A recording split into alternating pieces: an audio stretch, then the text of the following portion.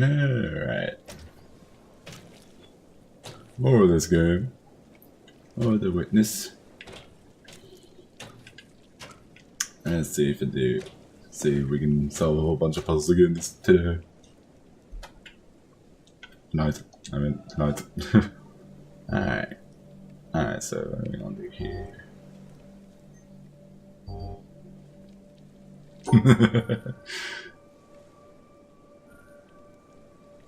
Yep.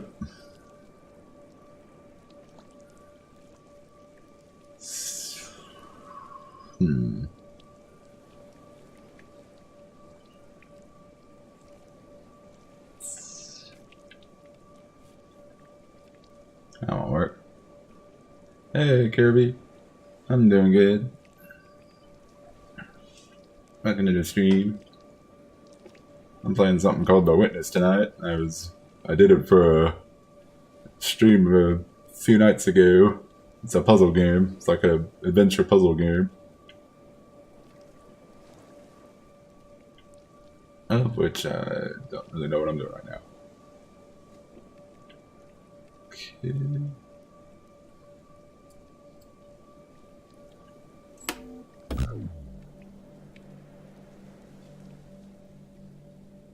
Yeah. 20 minutes practicing tricorder.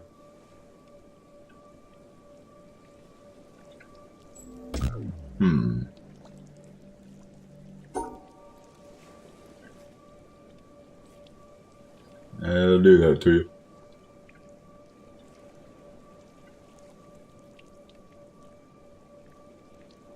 Wait a minute. I already did that. We found a way to get a fast start. Nice.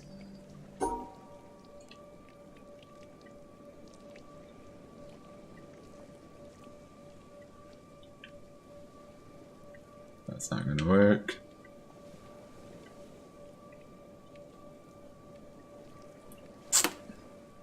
Just before maybe this don't work. Ah.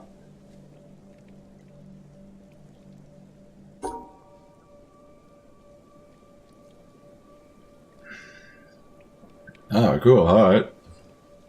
I'll fire away if you want to.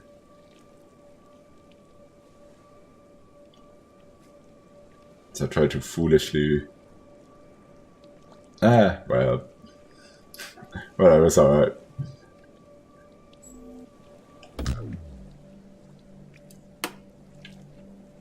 Alright.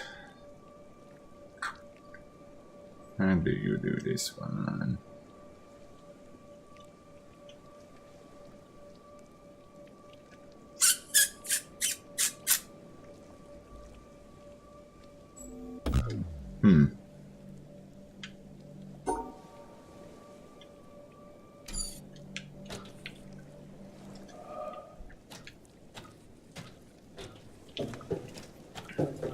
Go back and see what I did. Oh, I can't really go back there anymore. Hey.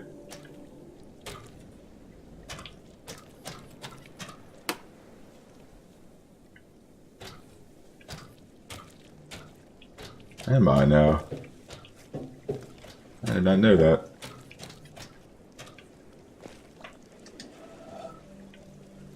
Oh, I don't remember how these go.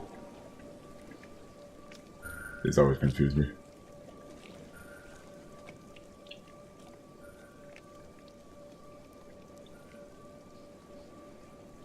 Couch-like chair. Kinda wish I did have something like that.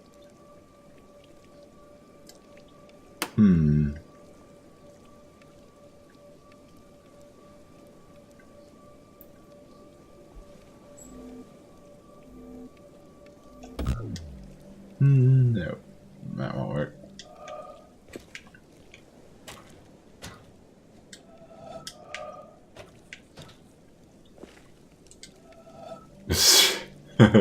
That could be. That could be the reason why. Ah, how to do this. How to do this. How to do this.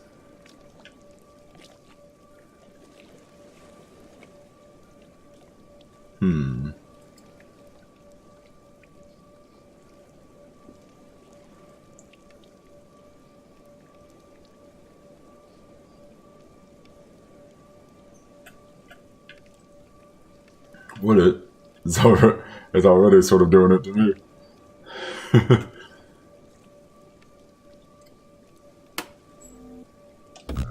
Ah.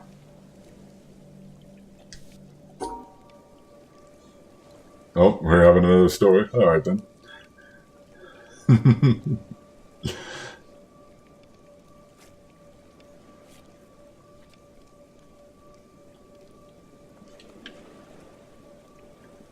I didn't expect it to be here. I don't normally see you on my night streams.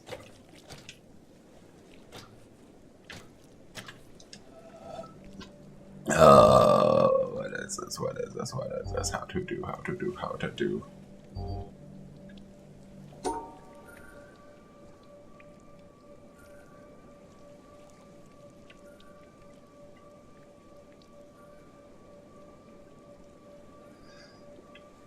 Who is a policeman now? Okay.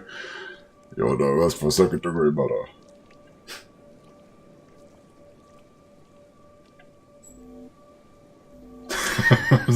Wario. Ah, fudge. Okay. Continue.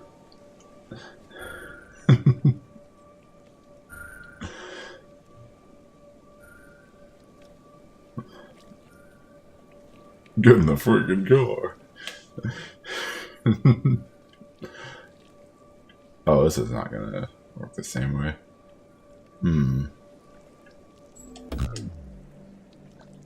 Wario gets in the car. Alright.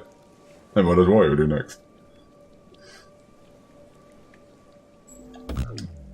Wario cries. I didn't think he would be the one to cry for getting arrested.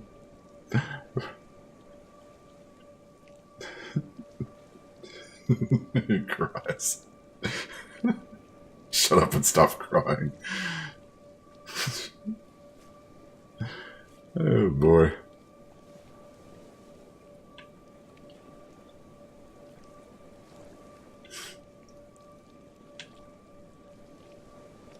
Hold on. Oh no, I thought I had it. Boy.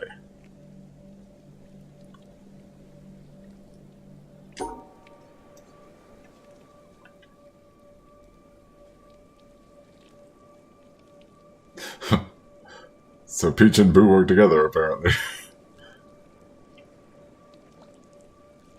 Dot dot dot.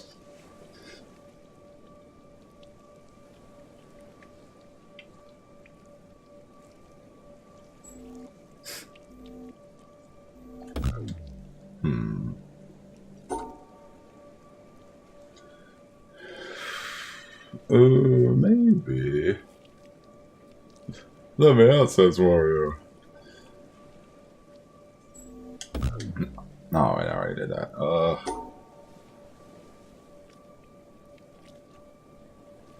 Wario thrusts in the car like crazy.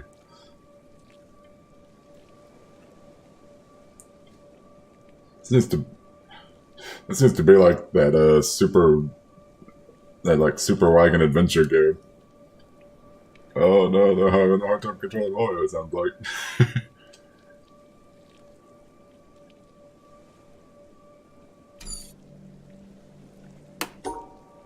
Wario breaks free. Uh-oh. Did I already do this? Okay, yeah, I already did that.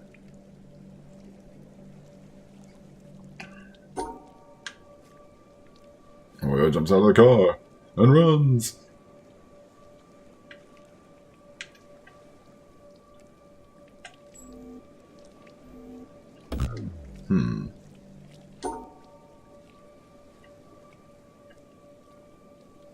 Peach, the police, stop.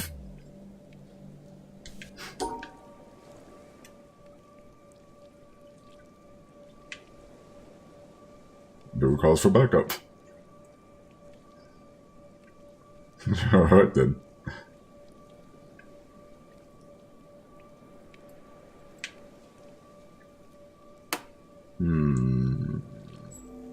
Several cars chase Wario.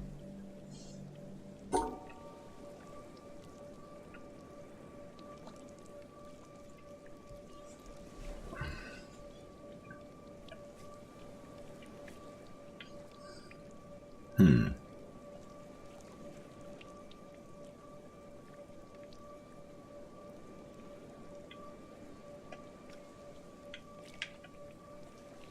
Did I already do this?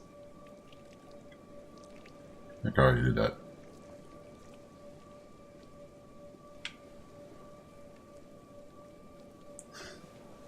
Daisy, Rosalina, and Luigi. Apparently they're all part of the police force now.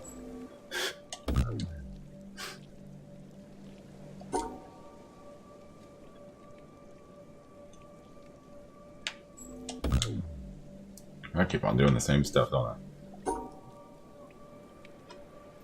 What is what we've been charged with? Luigi.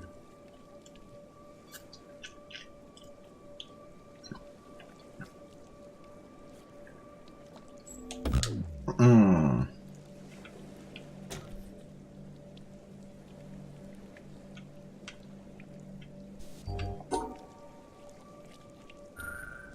Stabbing Toad and Koopa to death with a meat cleaver. Oh no, not Toad and Koopa.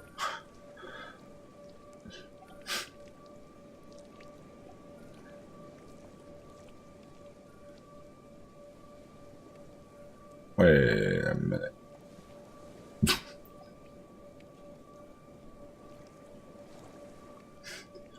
Oh man.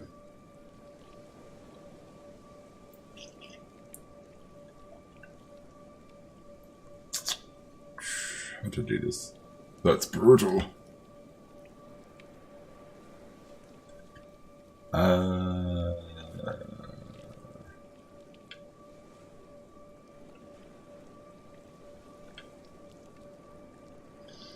wouldn't even be able to act because it'd be so brutal. Alright, so the police continue to chase Wario.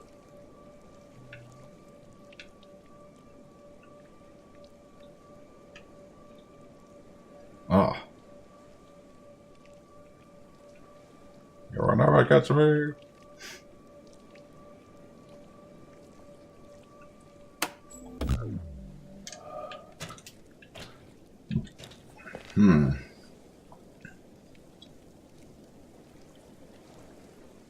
I'm too fast for you.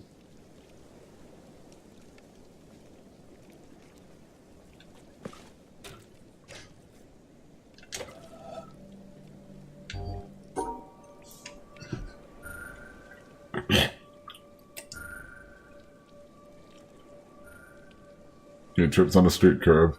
Oh, of all the ways to go out.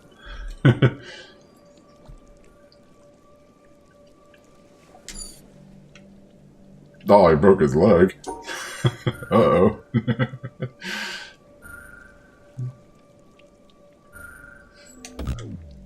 No. How do we do this?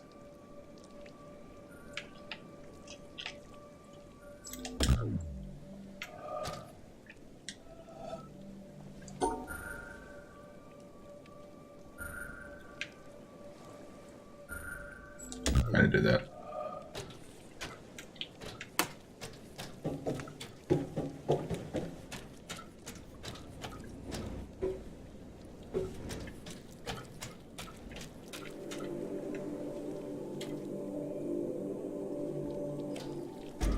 They catch an arrest Wario. Alright then.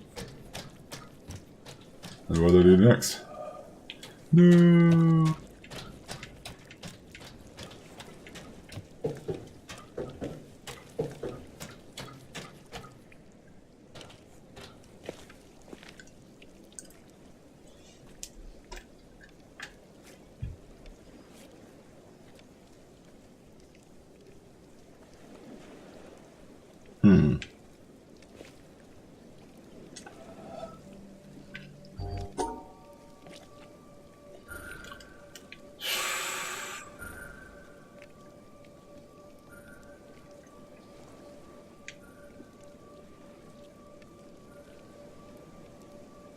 Wario is tied with handcuffs, his body is tied with chains, and his mouth is taped shut.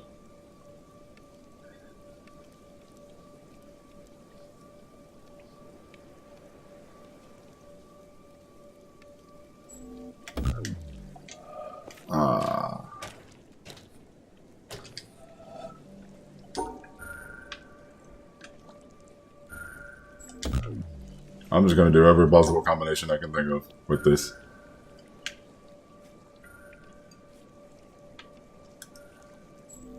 You guys suck.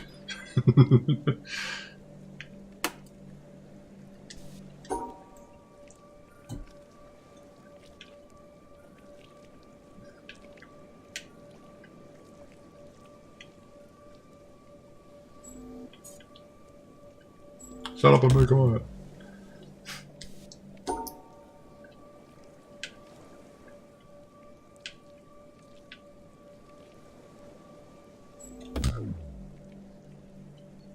Minutes later.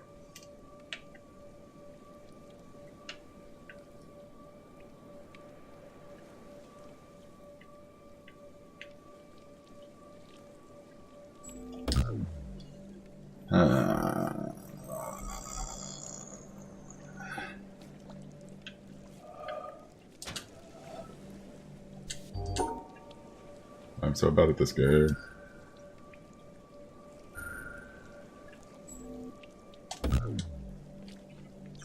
How is it not that?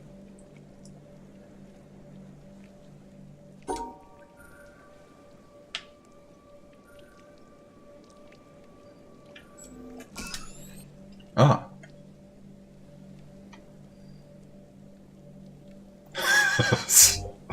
Okay. That's why being a fan of hers because people doesn't view sentenced to 1 billion years in jail. 1 million years in jail. I don't think he lived that long.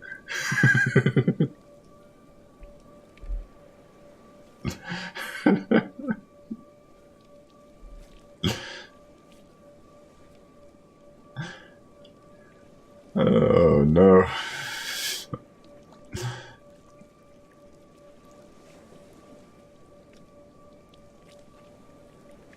Oh, oh god, that.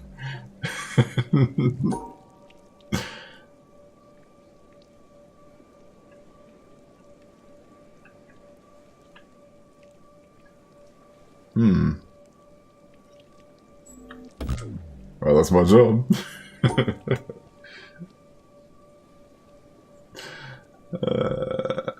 Let's see.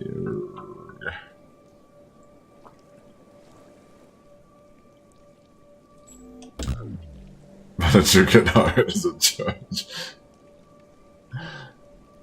He makes a good point.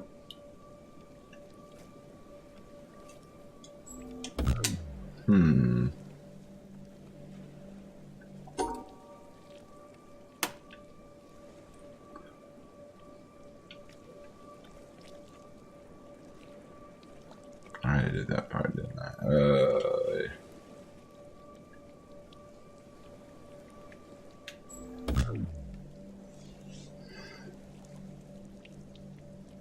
Because I like politics and other related stuff back then.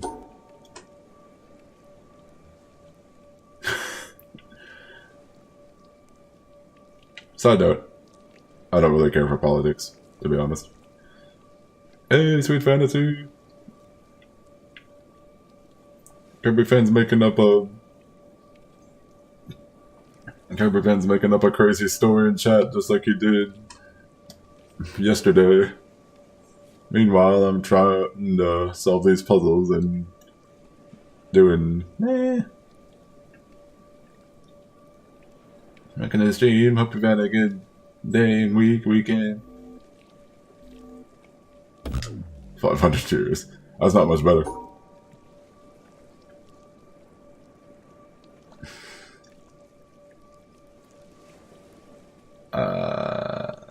Okay.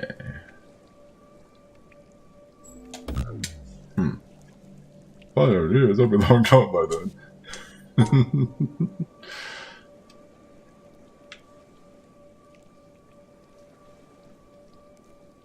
Wait a minute, that's just 4.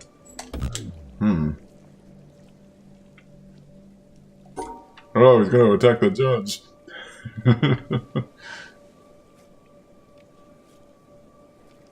Oh no.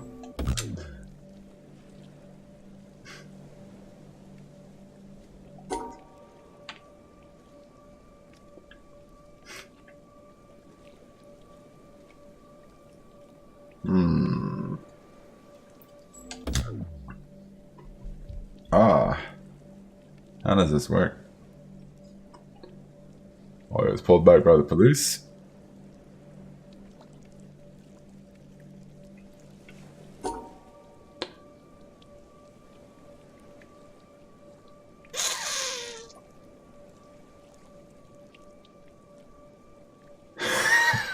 Don't you dare touch the judge.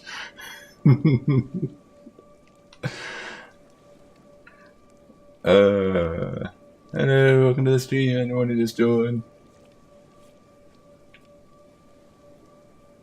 It's crazy in chat, but not so much in the game.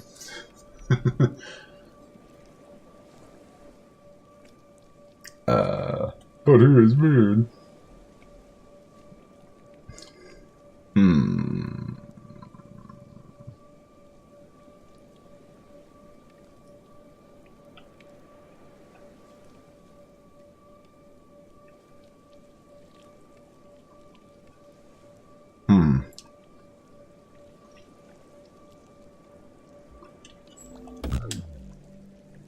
Shut up, I never touch the judge. He's not normally like this. He only started doing this yesterday.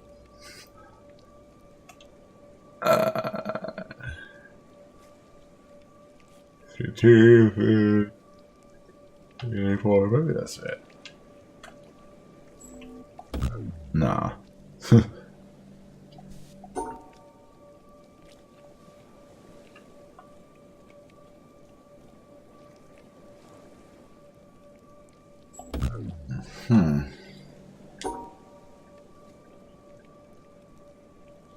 Oh, he's getting a second chance, huh?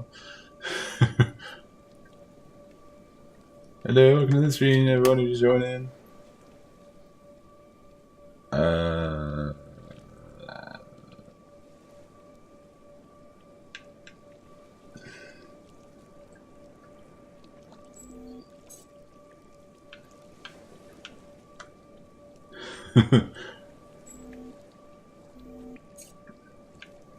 That's true.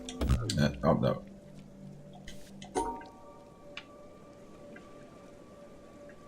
Later, kids.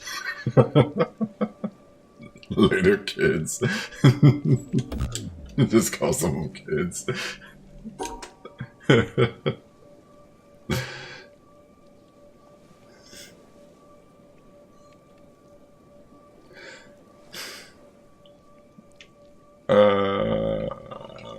This work. And he eats all the food there.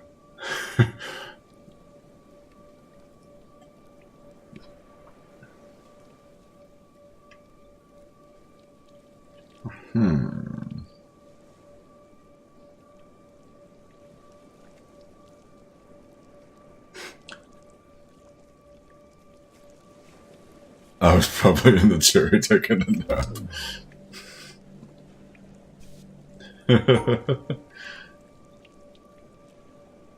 Wait.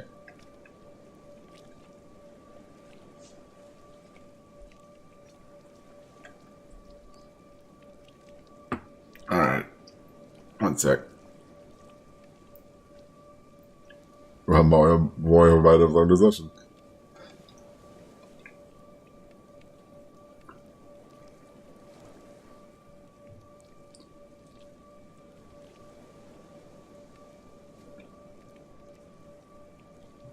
There we go.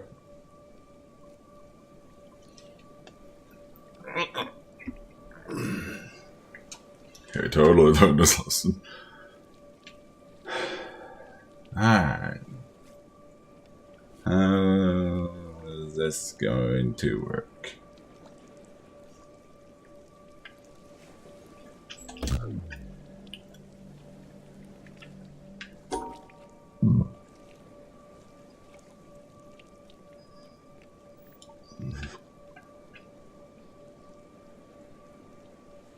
Just watch Wario will change.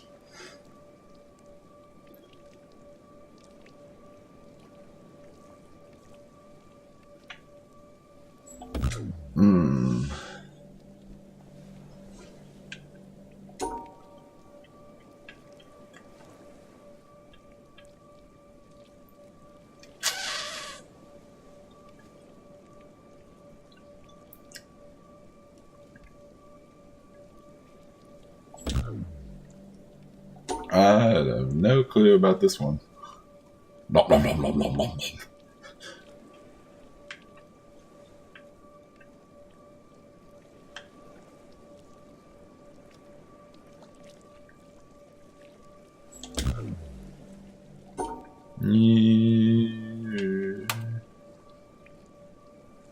No shame in looking it up. Yeah, that would just be...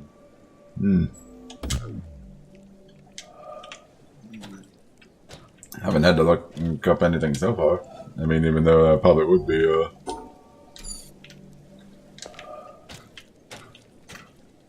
I'm not stuck here, though. Oil 820, garlic. I just turned the backseat gaming allowed tag on, so hey, if y'all want to help. So, what is it? Garlic bread load, 10 pieces of lasagna, 5 bowls of spaghetti, and 60 bowls of chocolate cake. One of those is not like the other.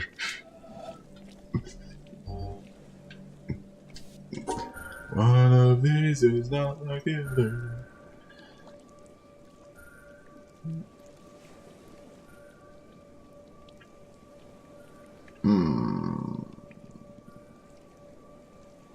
Man, I could probably put a convoy down there. Your check is $2,050.50.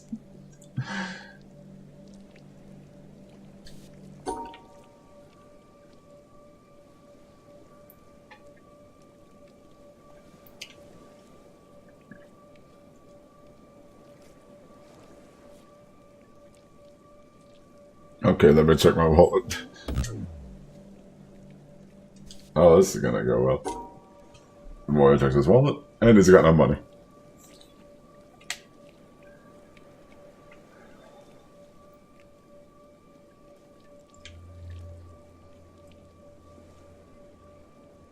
A penny falls out.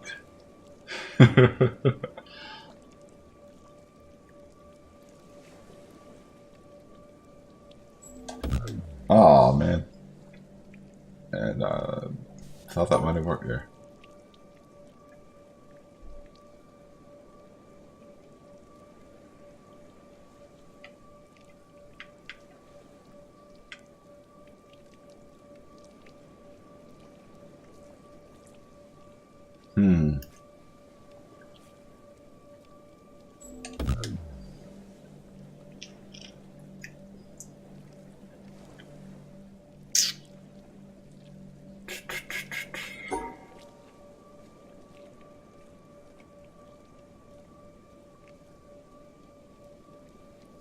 Do you have sufficient funds to pay for your meal? Why is Luma a waitress?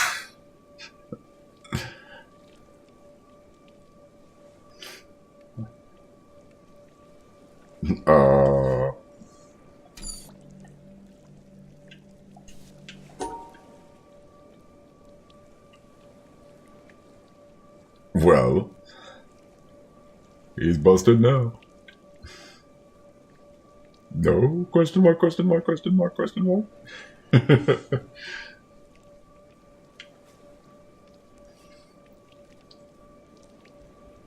Jordan!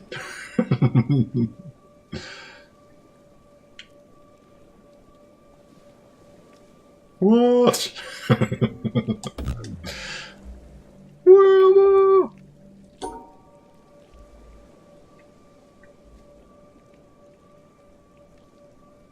You know the solution, but you let me keep fiddling with it. Aww. Or doesn't have enough money. Tattletale Luma. Why is Wario here?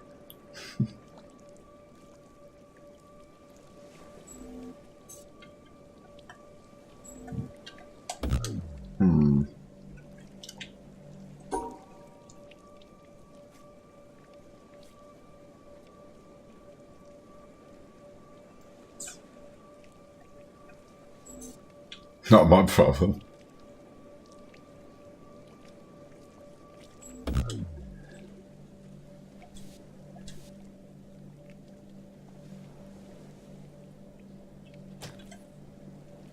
Hmm.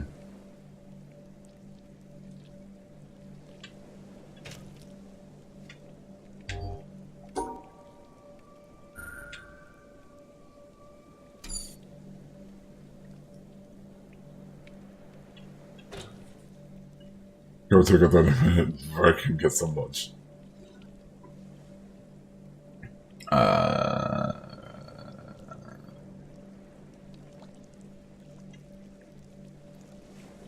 Oh, sweet, thanks.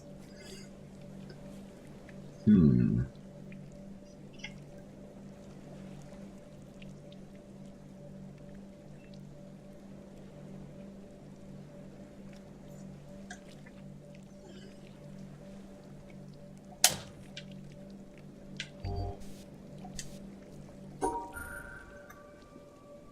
Goes to Olive Garden.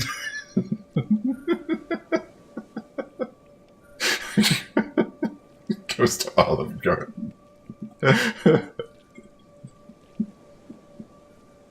It's a random choice.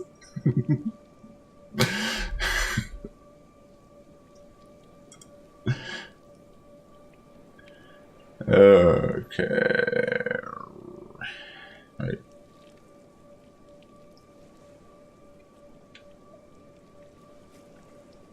You're poor, huh? Oh boy. This is gonna go well. No money?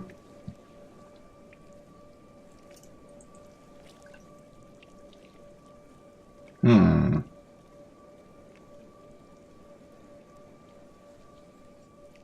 Whatever session. Yeah, no money.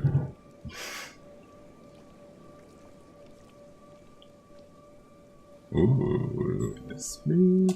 Oh, dang it. I thought I was onto something there. Fat idiot sandwich.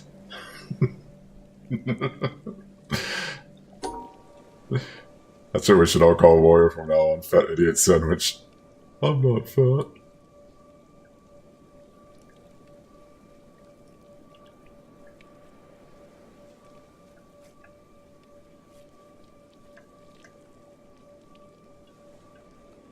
Really? Ah. I just thought that was it.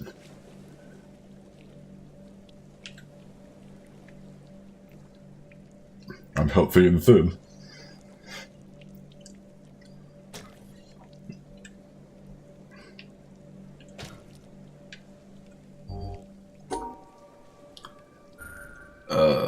Boy.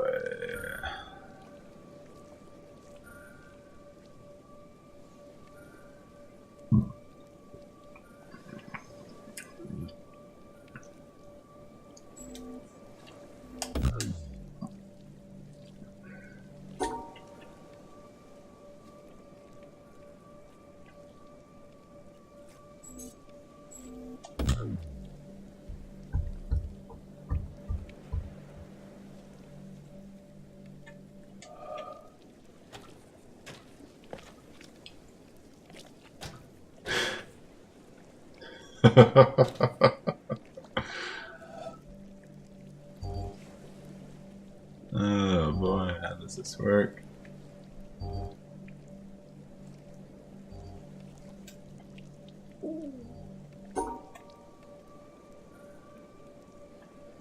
I messed up the lines.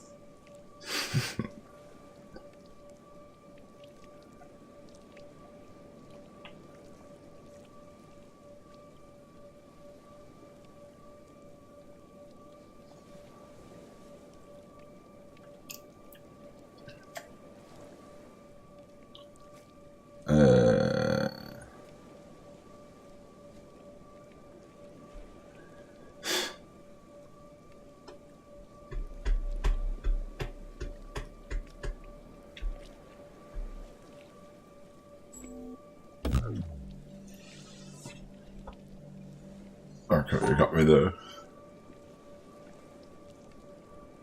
Ah. I roasted you hard.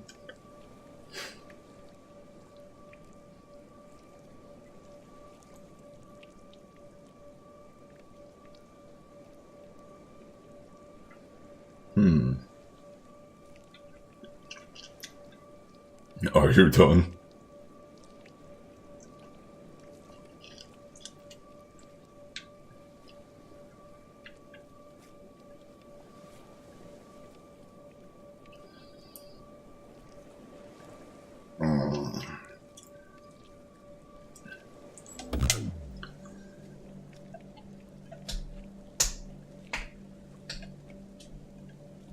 He's got more, he says.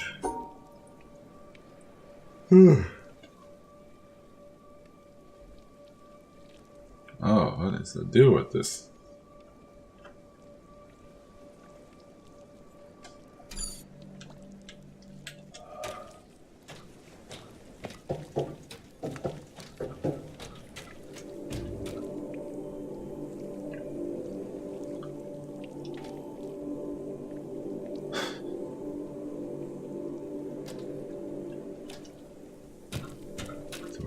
I'll be on the bar.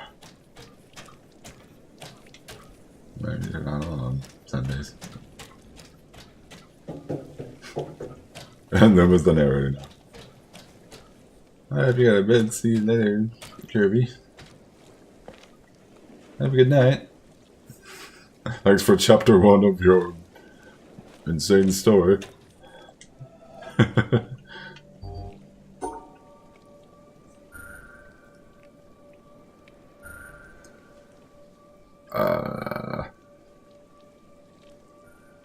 Hey, mother.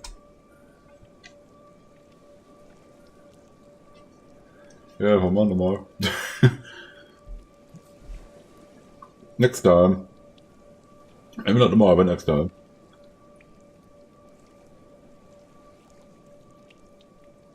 He's gotta go to bed. Kirby's gotta go to bed. What's up, buddy? I'm trying this game again. It's not working so well.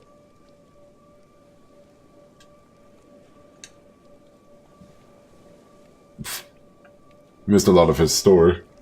He was making up a story in the chat. It's kind of his thing now.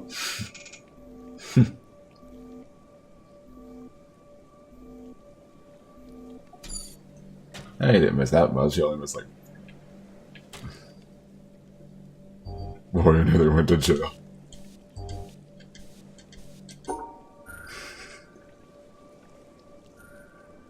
How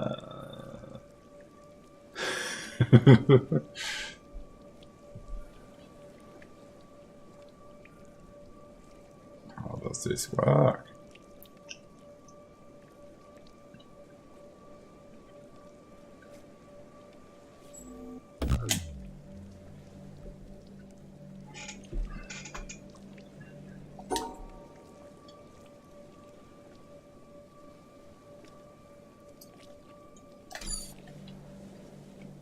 Trying to go by what these other ones are like.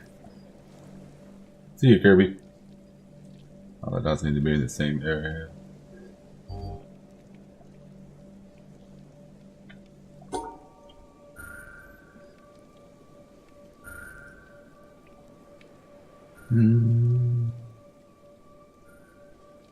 Oh, whoops. I just remembered something.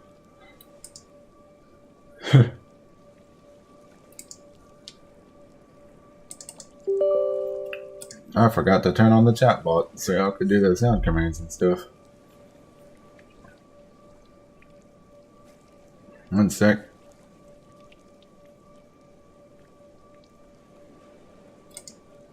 Whoop, wrong. Accidentally opened Internet Explorer. Alright.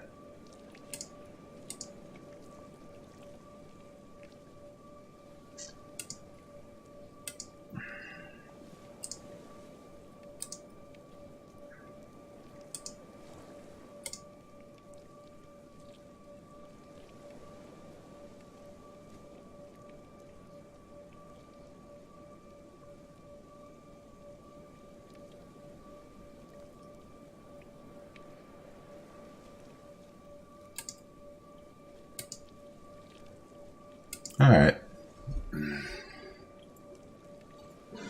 Now let's see if it's working. What? For some reason I'm typing in all caps. What's that all about? Okay, yes. They're all set now.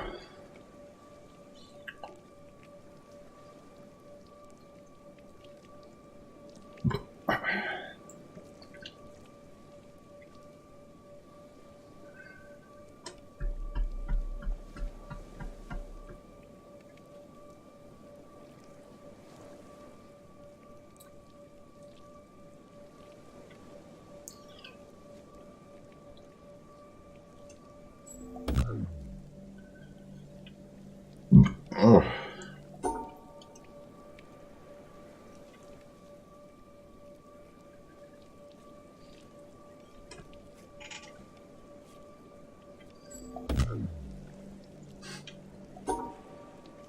Okay, fine now.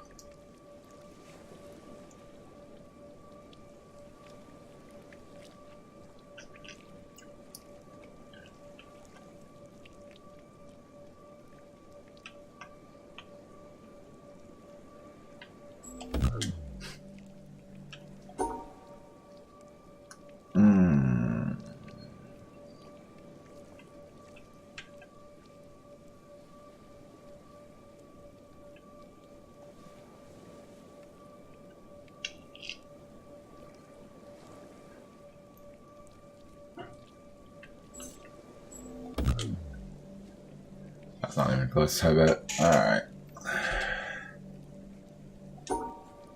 What?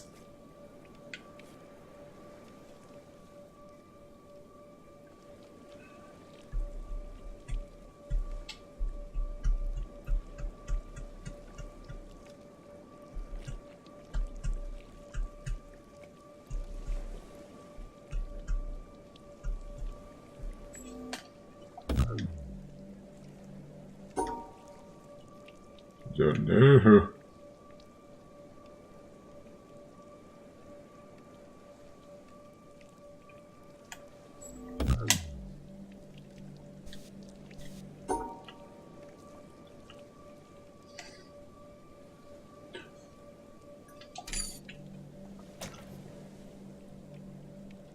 Oh, that.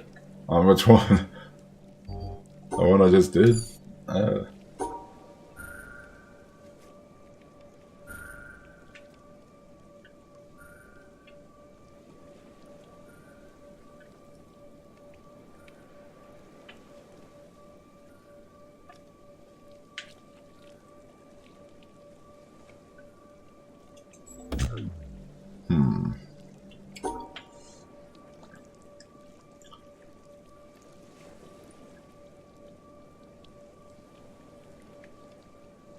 There's parts all the way up.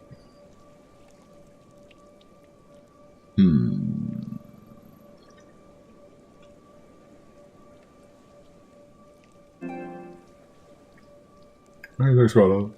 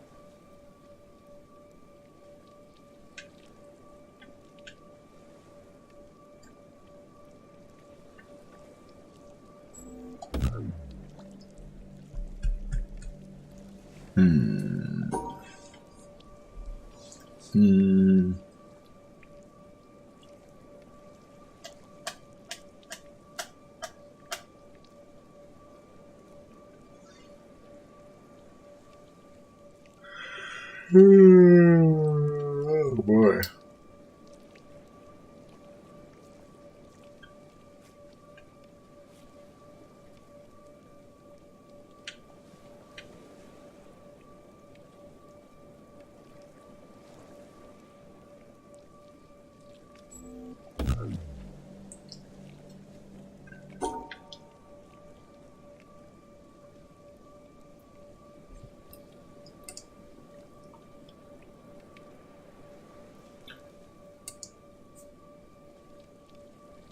I don't remember the me almost having it one.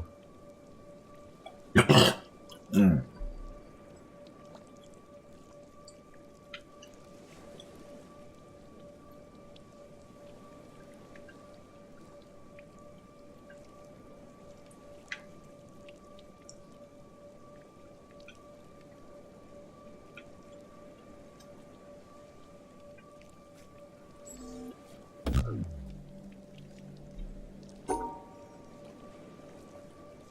Hmm.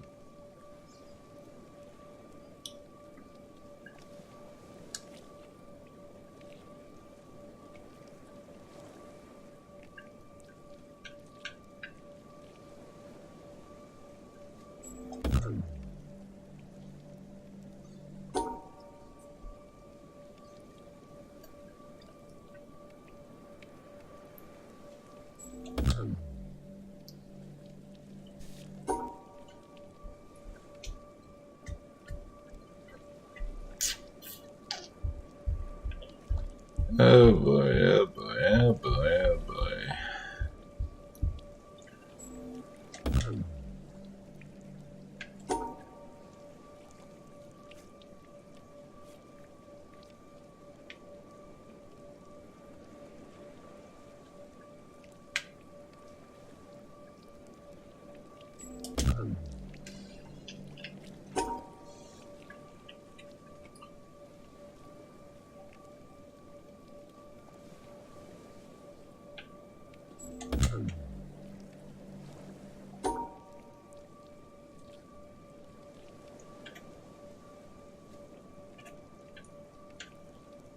Uh, uh, hmm.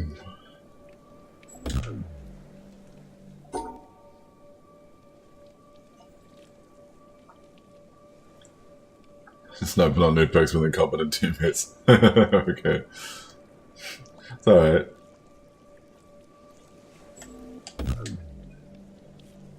I told I almost had it. I don't remember how I almost had it. Oh boy.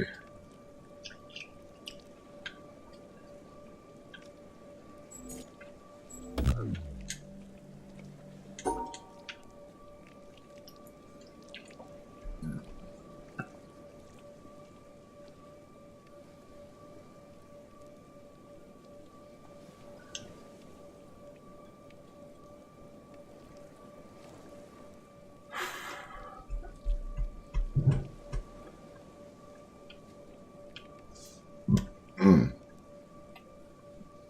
Oh, excuse me. Okay.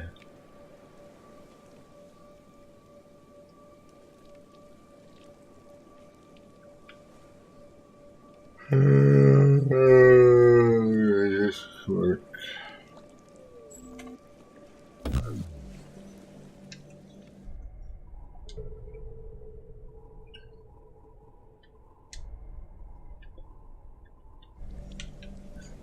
Welcome to everyone joining the stream. So hopelessly trying to get through these puzzles. Me super not smart right now. I don't even know what I'm doing right now.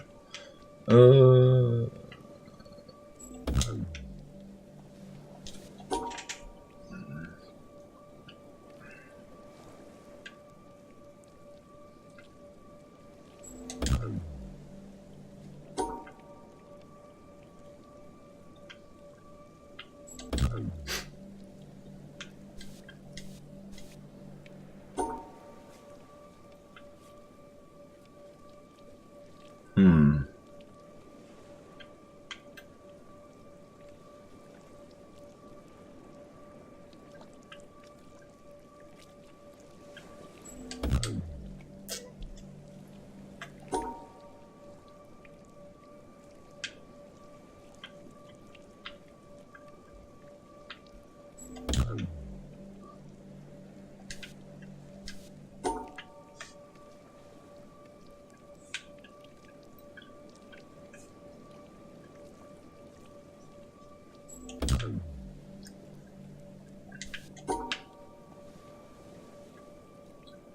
see.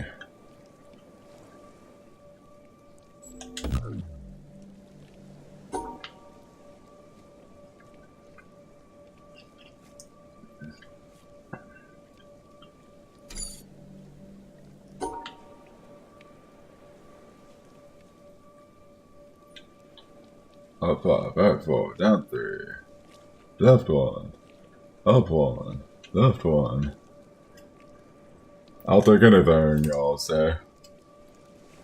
Left 1, down 3. Right 2. Up 1. Right 1. Up 4.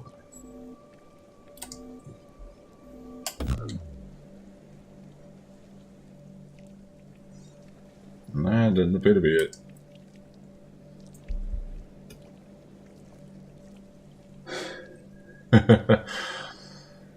Oh boy. Already about an hour in and I've only completed 2 puzzles. Hey, that one works for you.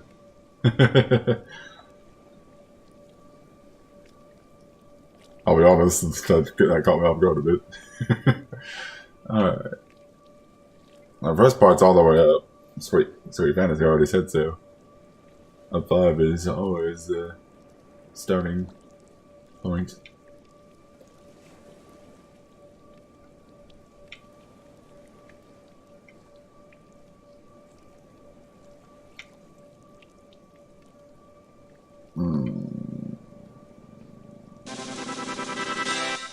Hey, thanks for the host, buddy.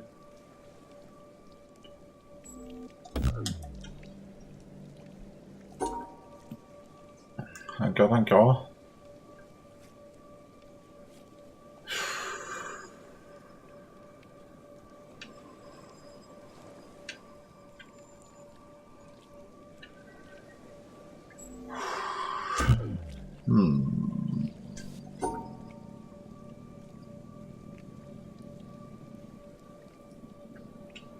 Whoa.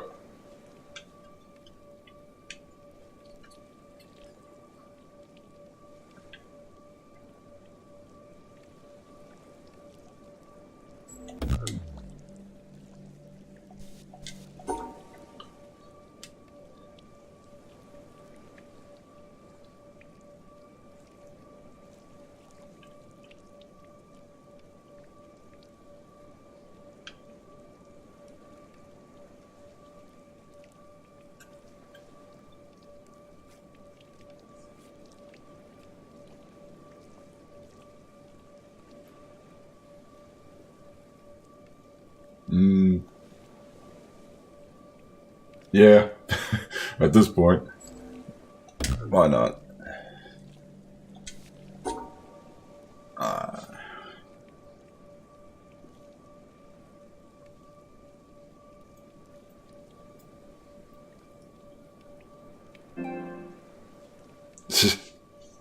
Okay.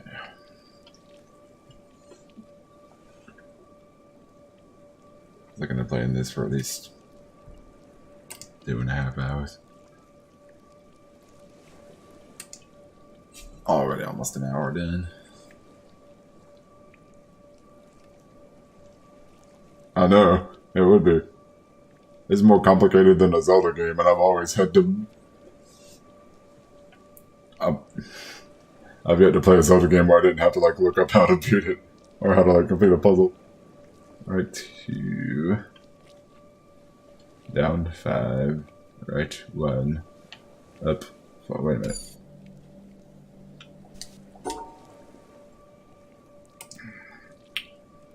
Up 5. Right 2.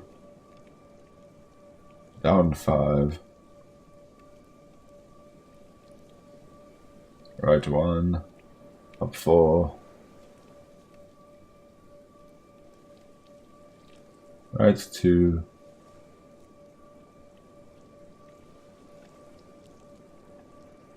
Up.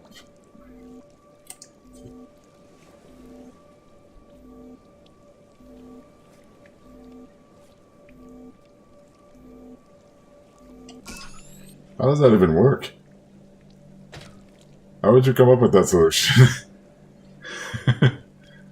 I kind of see like how these work, but how does that go to that?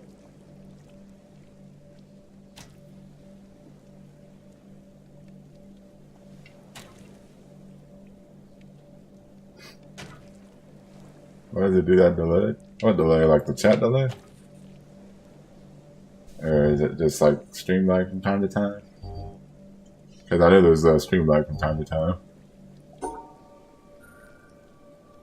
Oh jeez.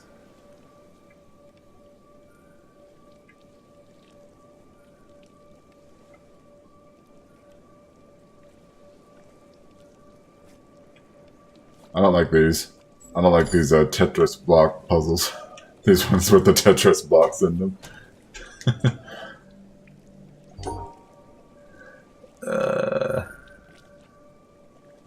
There are some that I've done on my own, contrary to what you might believe. It does? Hmm. Oh, there.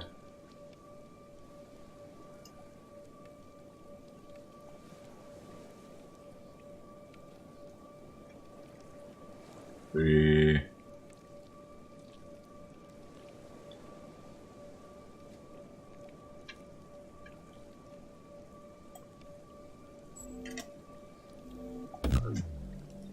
That's what I thought. Hmm.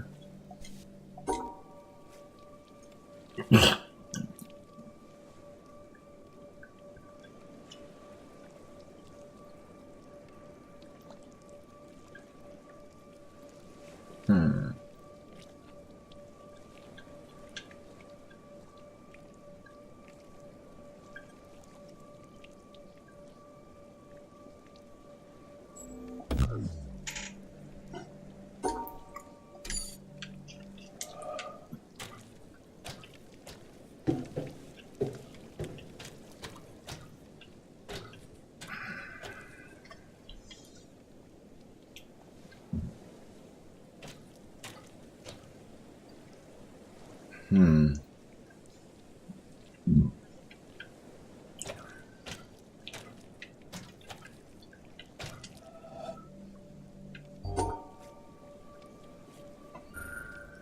Look up the answers.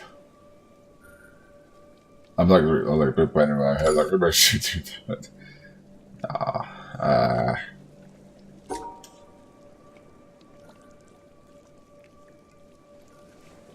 When it's gonna be so complicated.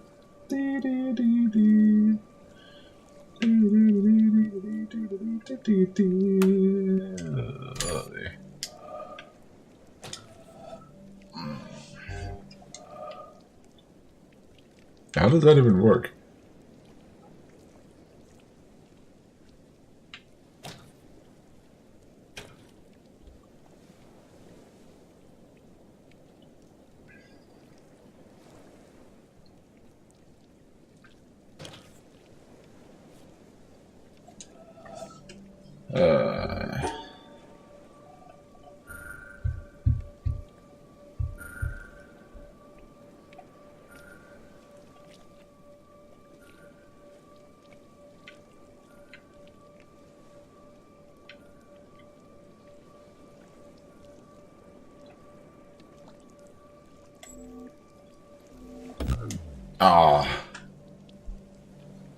Actually, it looked like it was somewhat correct.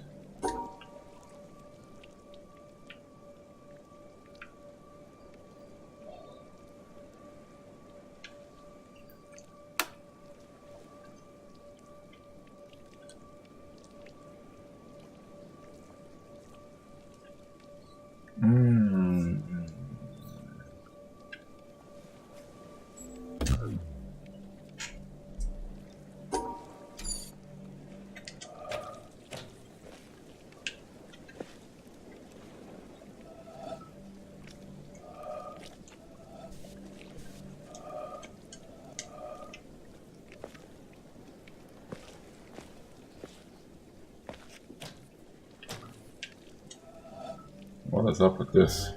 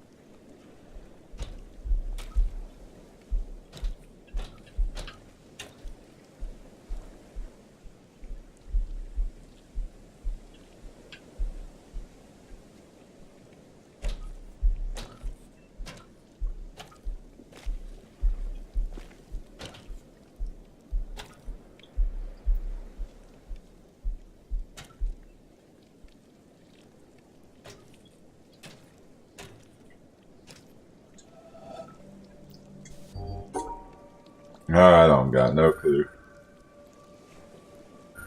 I don't know what is up with these Tetris block puzzles.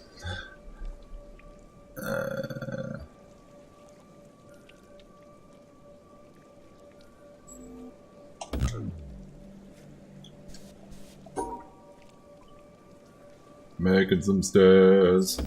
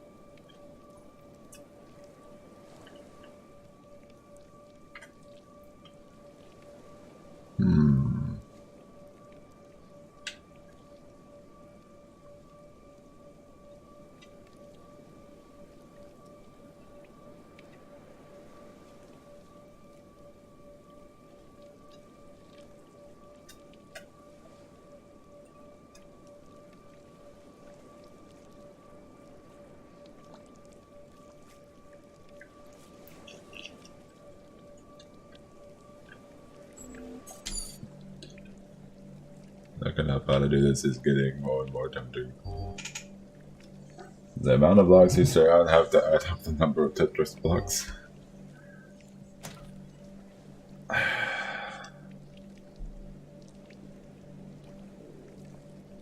see. 3, 4, 3. Oh, I guess that would make sense. Yeah, it sure looks like it. All these other ones.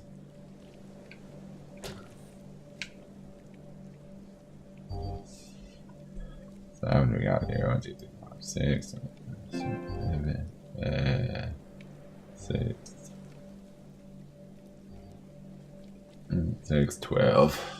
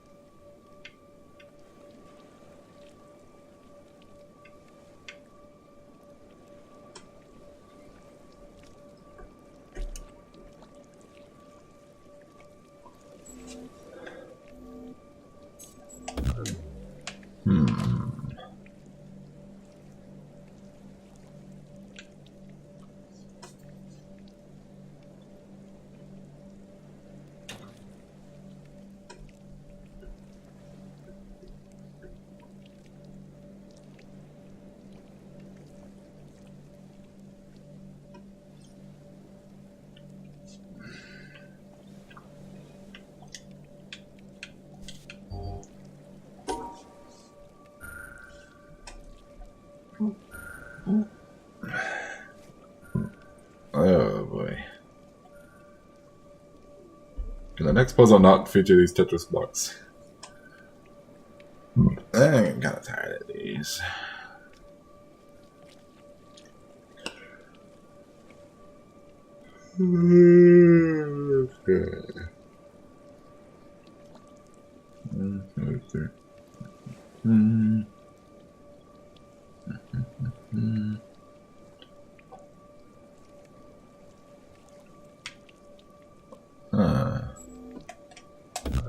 Ah.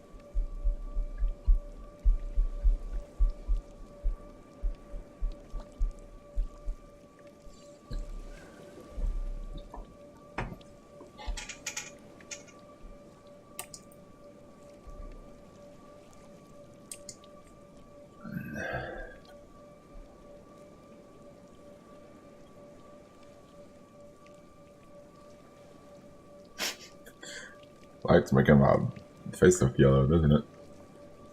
Alright.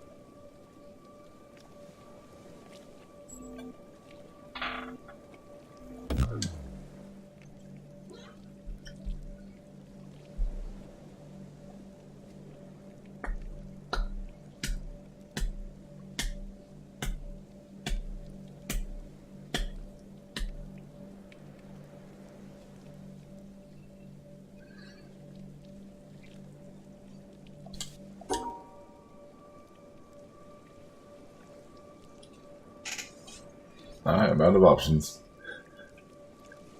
I think.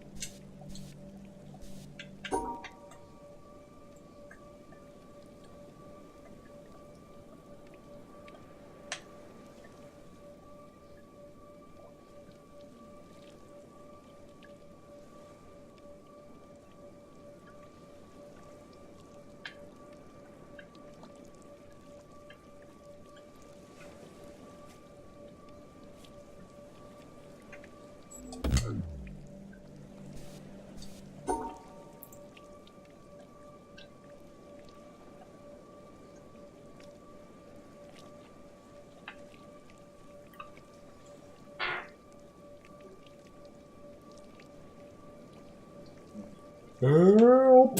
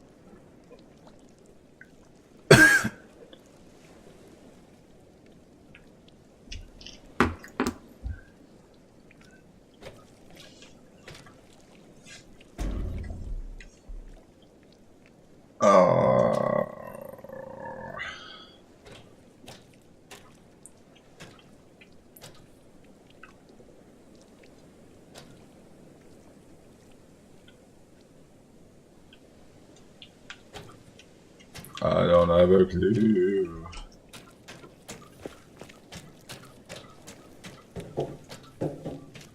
And unless I figure out how to get back there, I'm kind of trapped here.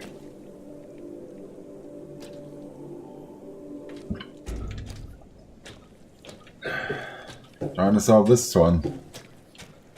This puzzle. Because I think solving this will open that gate up down there, and then go solve that puzzle where I'll probably get stuck there. And then spend another like half hour on those, and then go unlock that gate and explore there. And by that time, I'll probably be done with the stream. And I don't know. I don't even know what solving these puzzles will accomplish.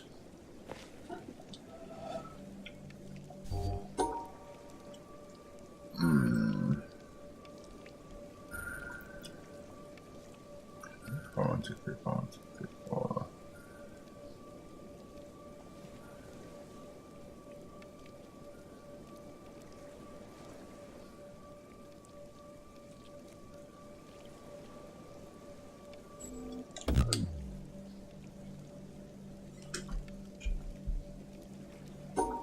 That looks like it could work. Only.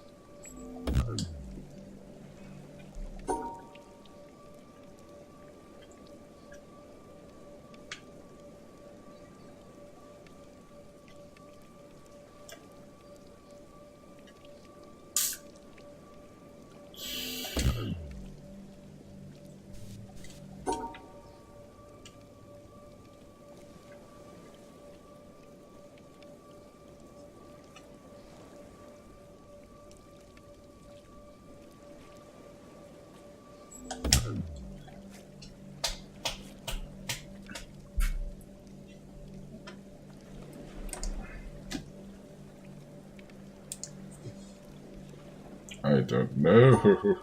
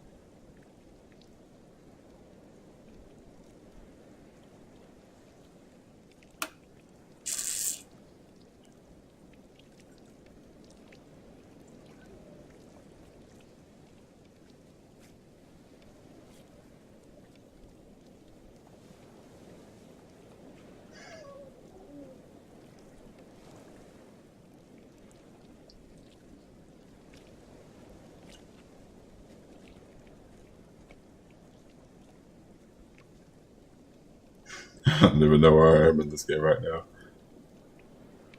I've finally just been like, whatever, just starting to look up the answers. Sick of this game.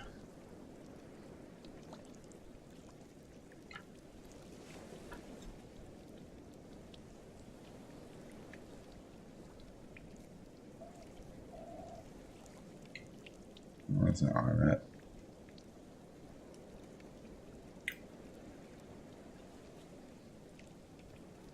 Where am I actually at?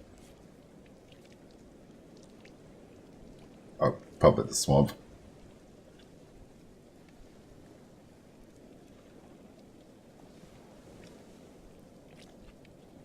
Yeah, here it is.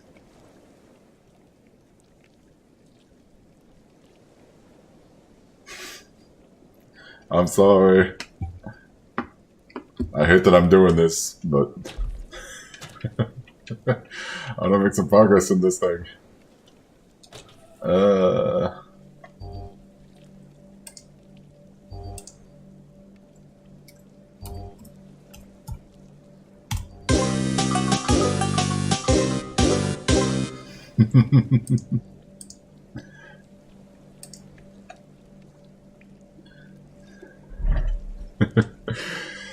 Okay.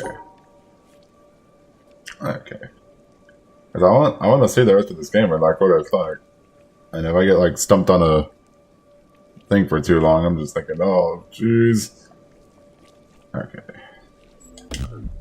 Oops. Oh, right.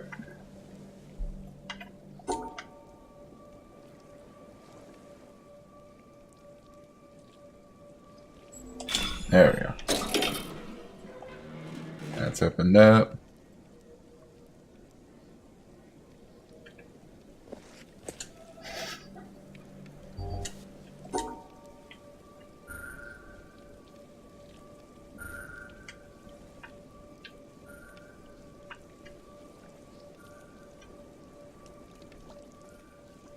Wait a minute. Too far.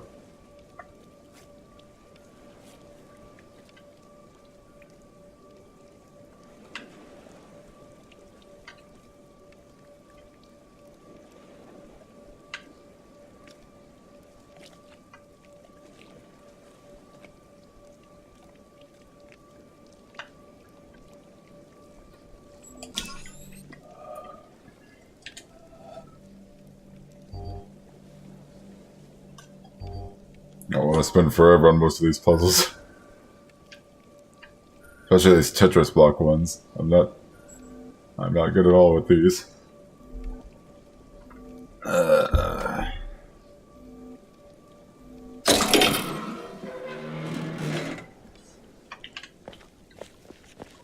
Where does this go?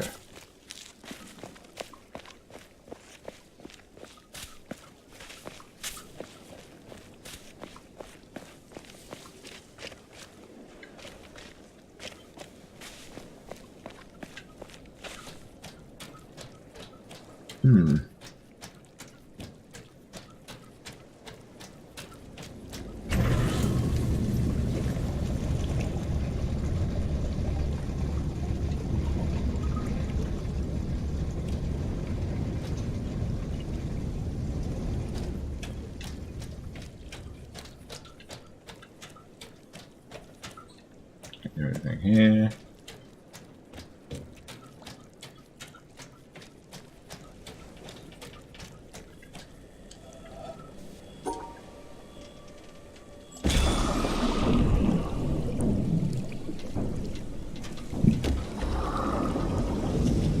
It's a boat. There's a boat. Yay! I have summoned the boat.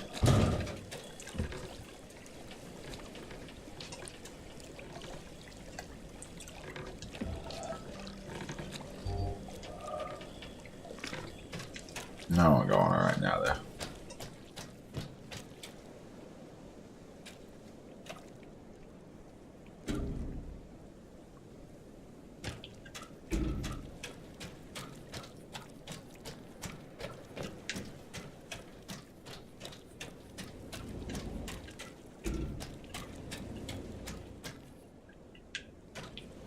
I was gonna go back over to where that other door opened up.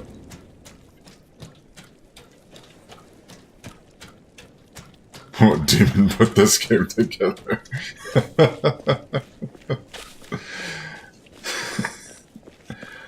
I forget what the developer was called. I saw the name, but I forget who. I forget what the development team was called.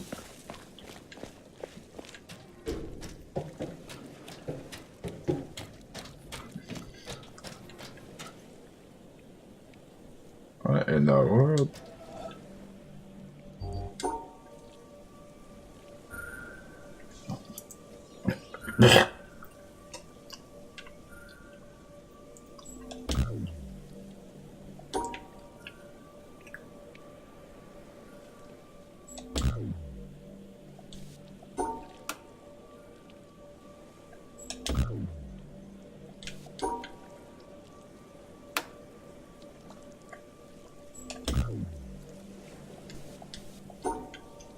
I'm trying not to use a guide, at least for this first one.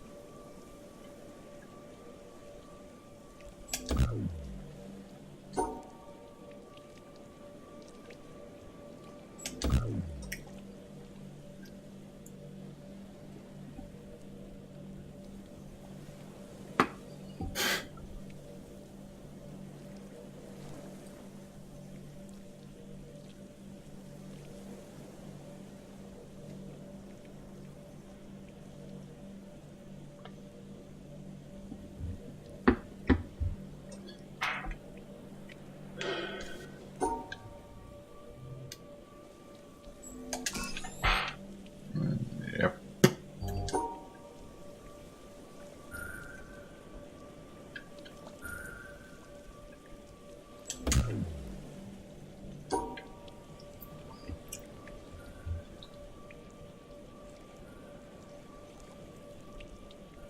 Why does my phone do that sometimes? Why does it all of a sudden just be like, no, you can't charge anymore?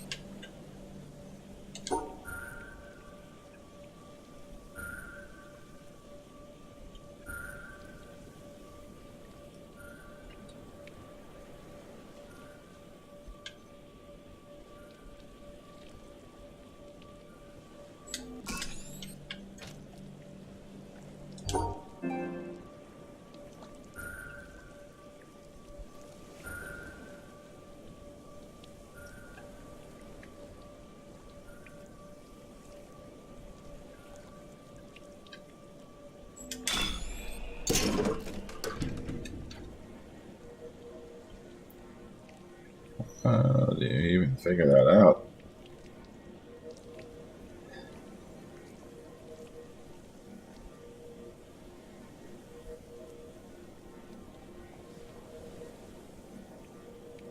You just have to make a shape out of it.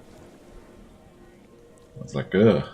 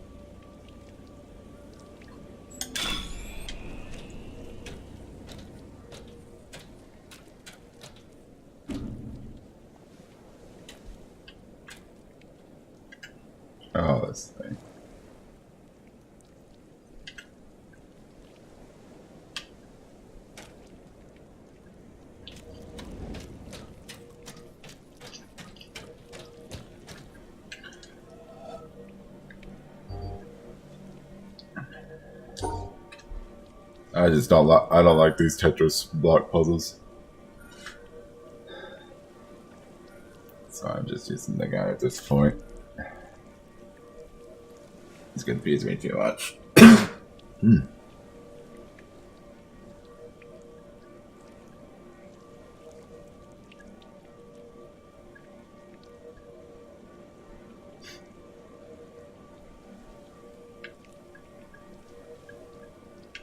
Guess I got this because I'm looking at a guide. I don't know why I'm admitting this out loud, but whatever. So, I like these Tetris block puzzles. It comes with me, so.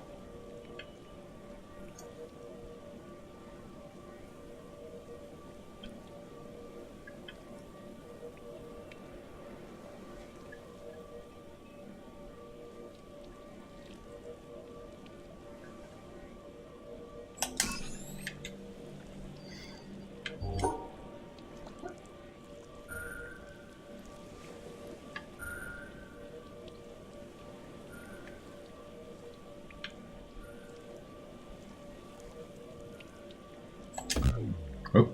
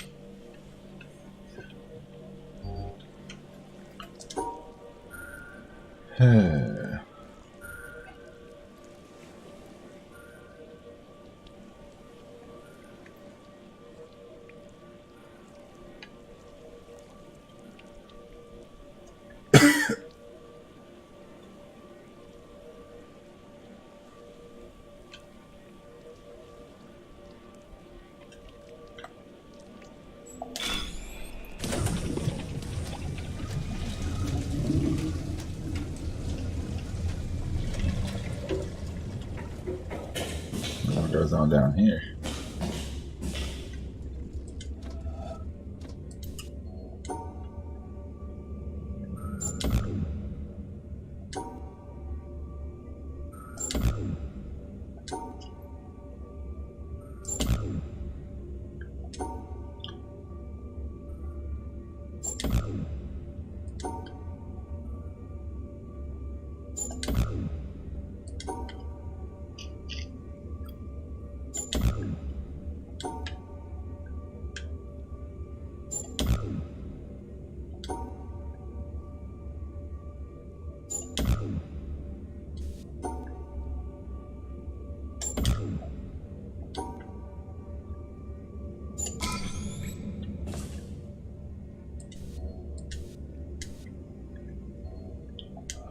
What's going on out there?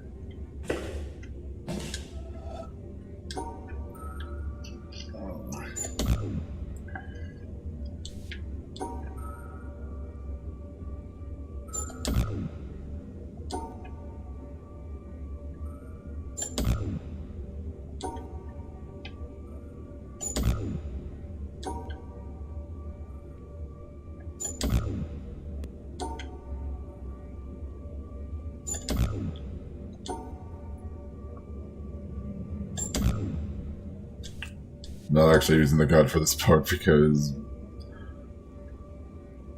it's easier to keep track of what I haven't tried yet.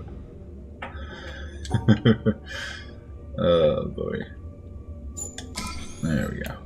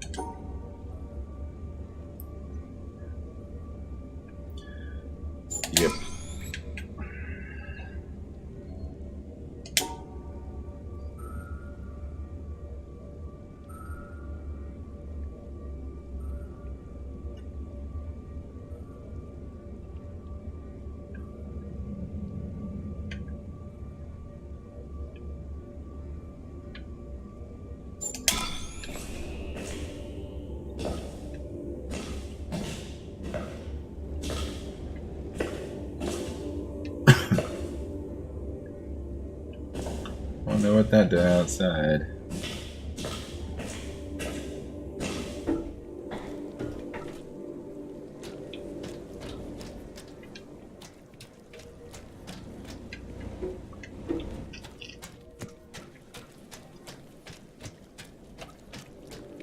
Oh, this one's open.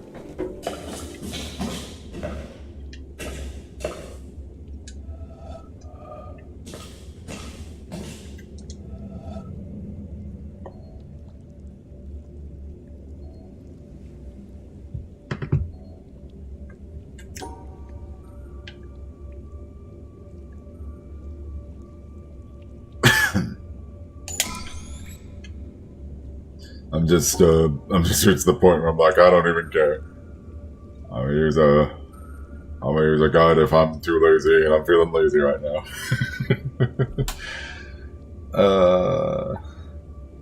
It's a puzzle game, alright? My brain was not built for this type of game.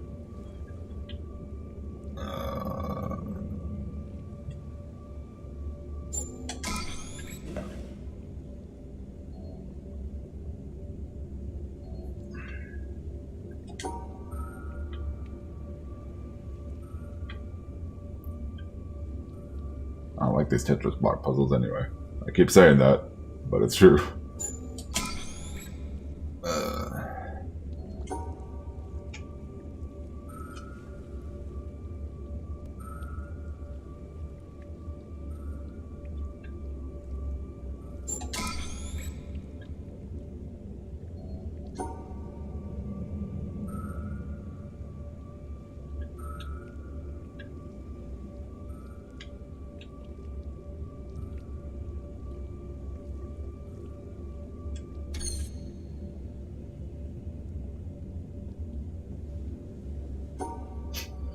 Let's back at them at this point.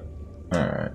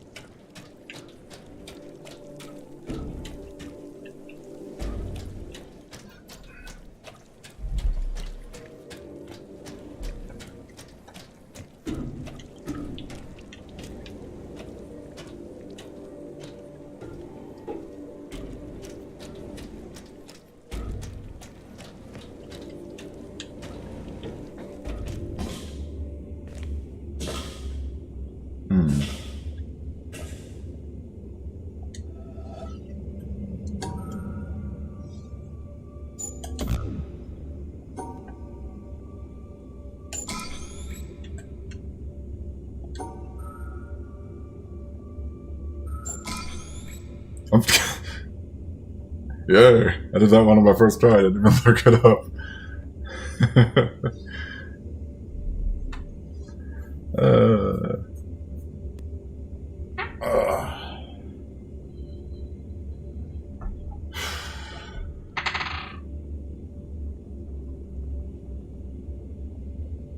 Okay.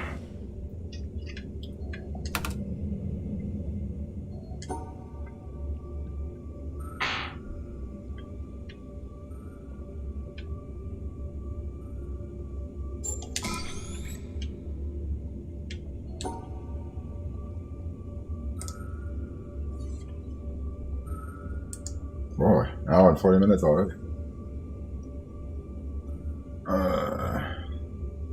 Killing it. Killing it with the power of a guide brought to you by IGN. 10 out of 10 IGN.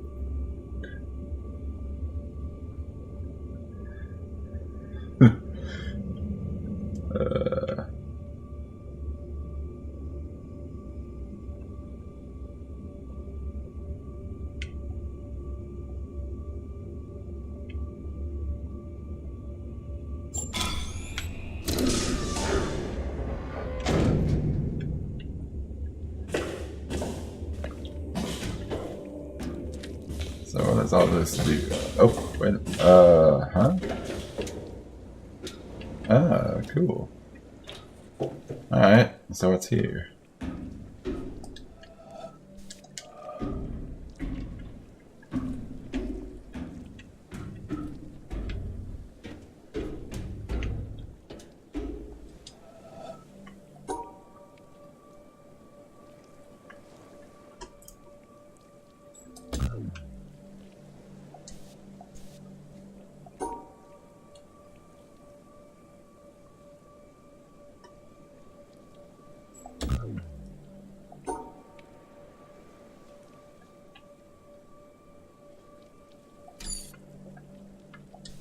Hmm.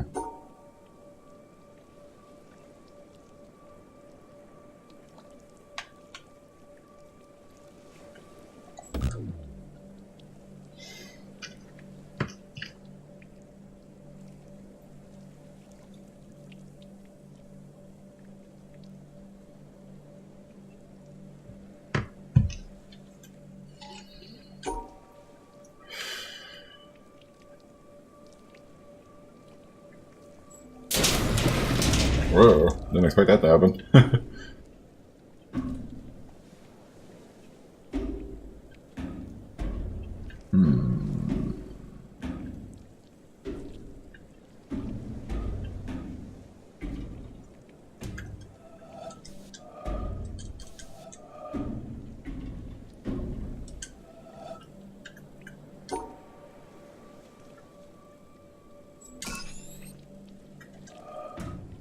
uh...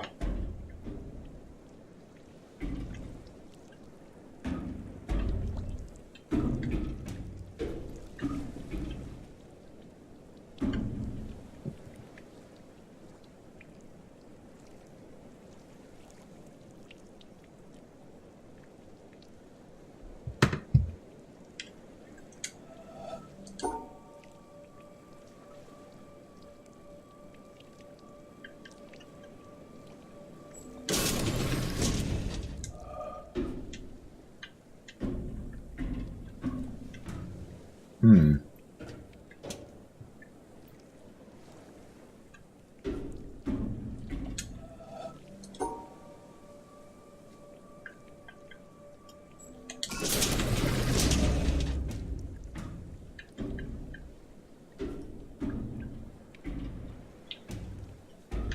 Oh, jeez.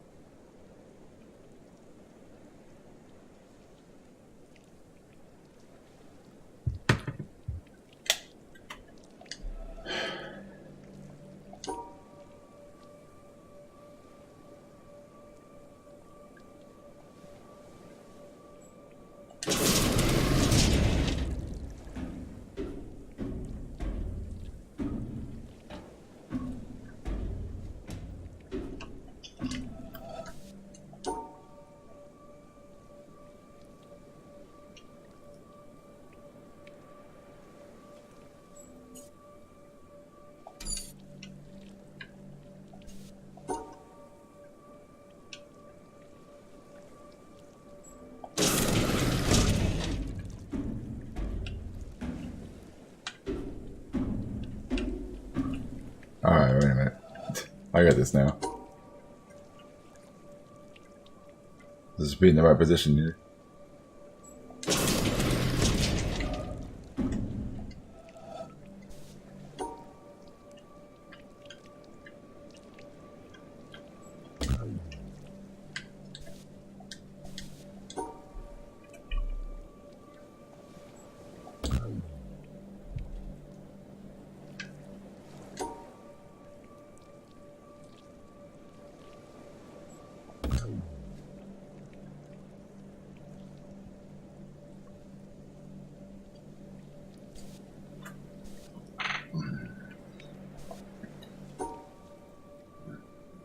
Okay.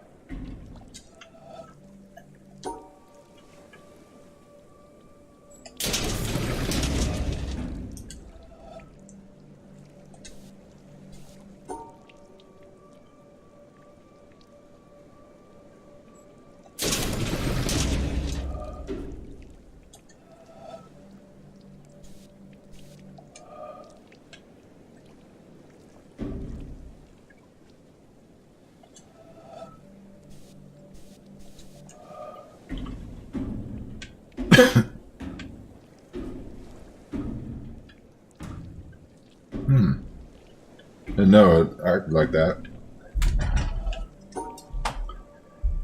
Okay. There we go. Progress, yay! What does this do?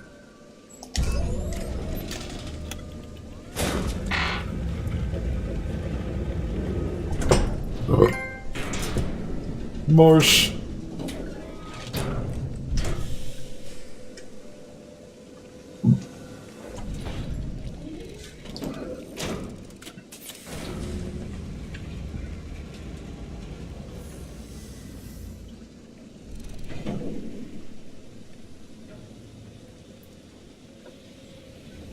I'm a fire Malazar. You're not firing it? Why aren't you firing it?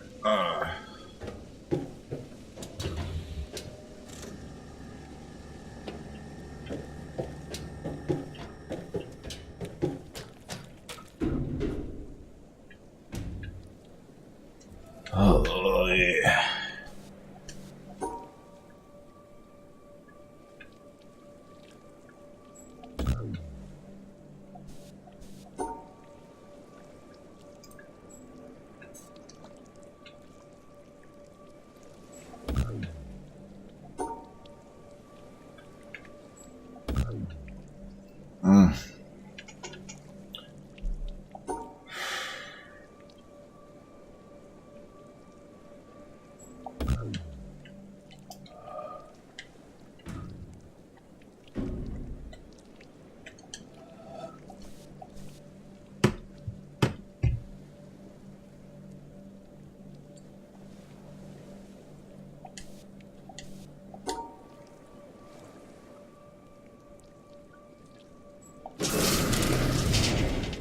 Alright.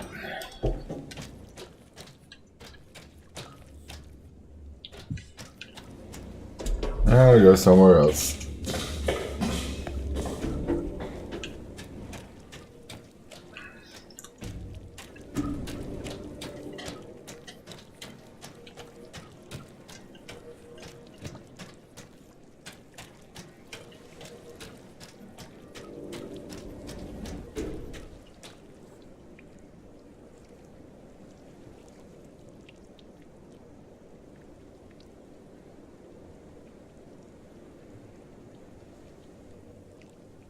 Hmm.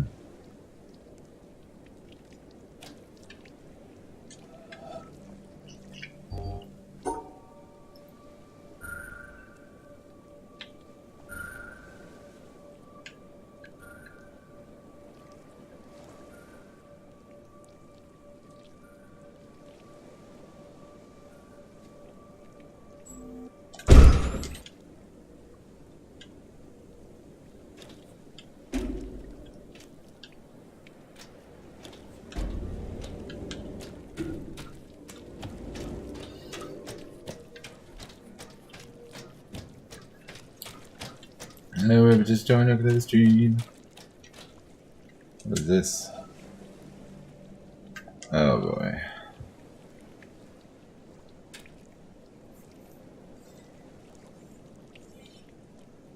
Nice. Woo! Celebrate crazy Apex win. Yay. Alright, what the heck is 20 bits! 20 bits for the solo Apex win. Thank you very much, buddy. What is all of this?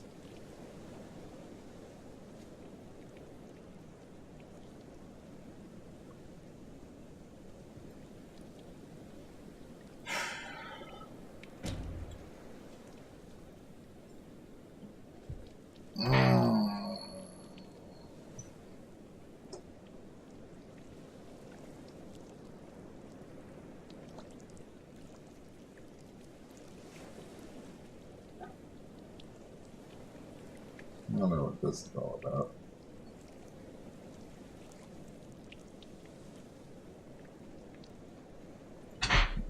Alright. Are they snipers? I have no idea. I don't even know what this is for.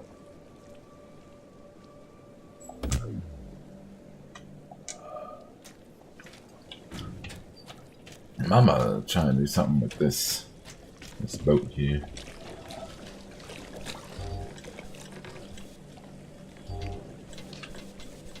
Unless I can't do anything with it.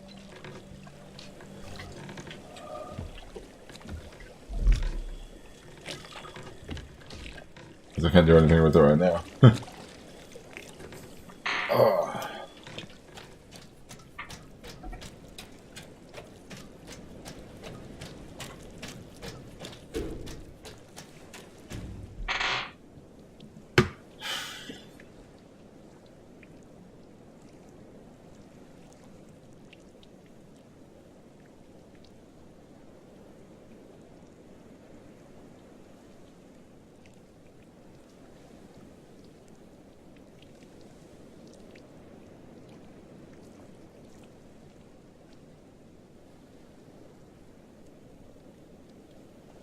Yeah, I'm getting there. Almost getting to 200. I'm still a pretty good ways away, but I'm getting there. Yay! I'm just gonna go out this way.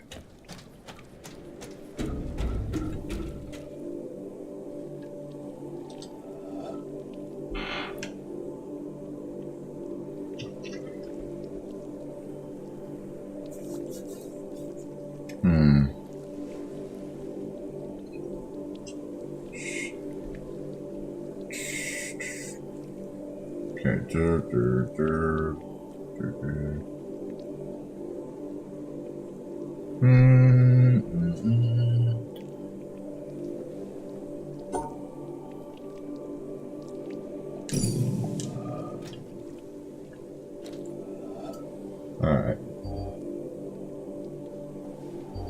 Run cotton pick in a minute.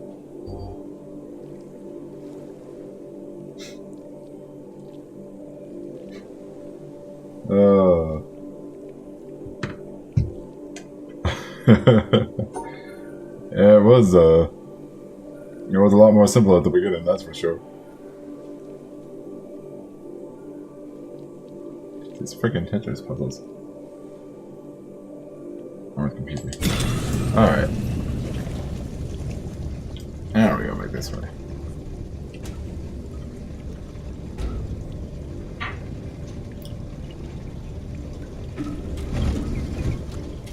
Can't this thing go any faster?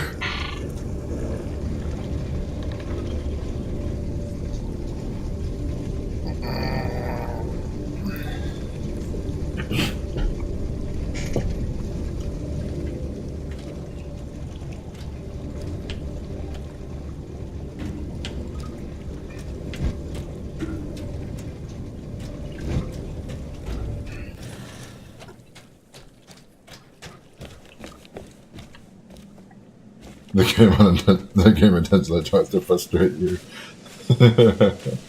How very true. I don't know, what's this? Can't go that way. What the heck?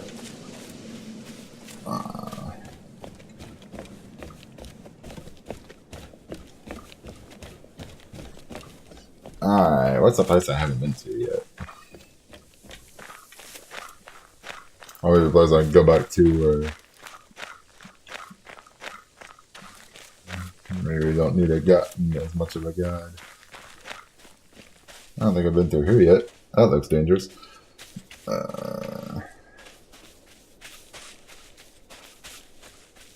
In the jungle, the mighty jungle.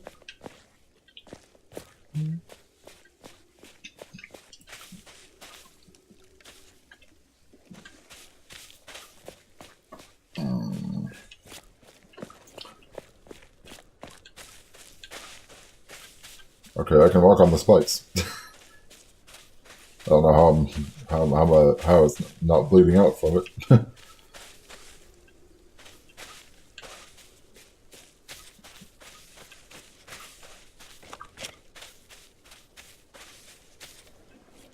You didn't even go through them.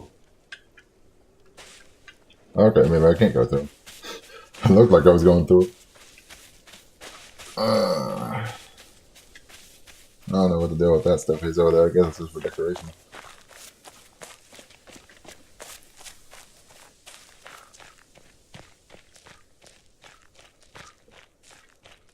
It's a bridge.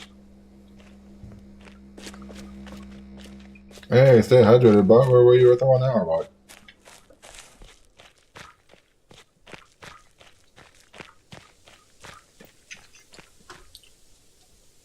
Heck, I should probably go drink some water anyway.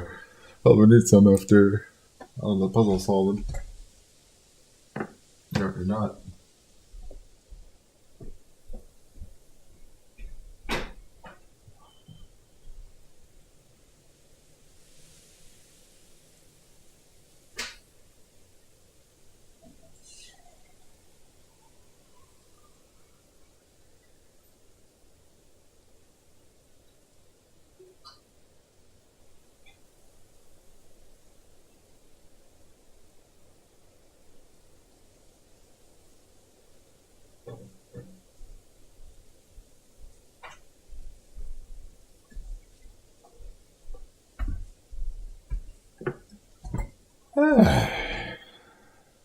Alright. That's better.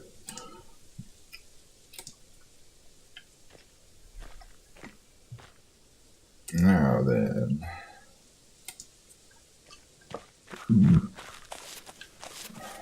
What's in this big open field here? Oh, there's the castle again. I'm just go back here and like do those castle puzzles.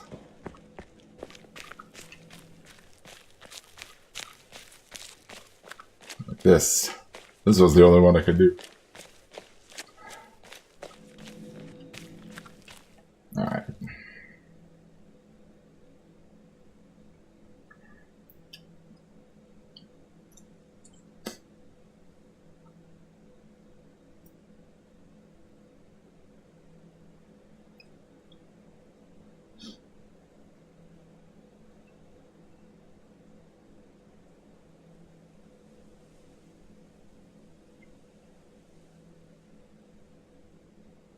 Oh no, the dogs! The poor dogs. They've been lost.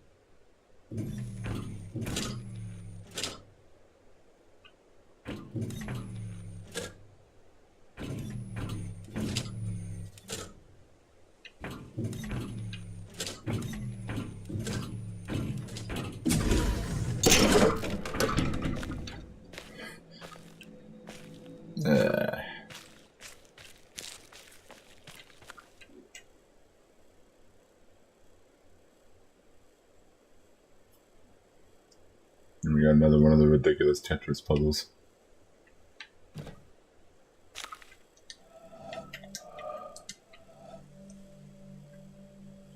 Whoa, it's a bit of lag there. Oh yeah.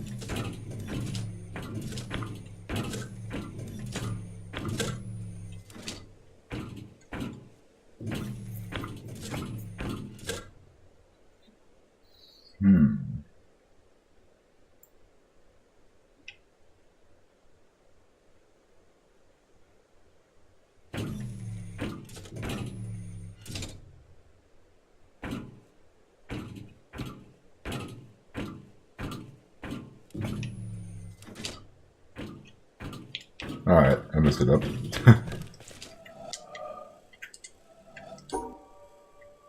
Look at that stream wherever just joined. So, leave from this game. I was just decided like that. Whatever. God. This game confuses me.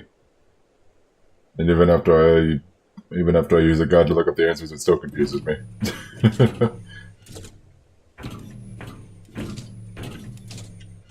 don't know how you're supposed to figure some of these out.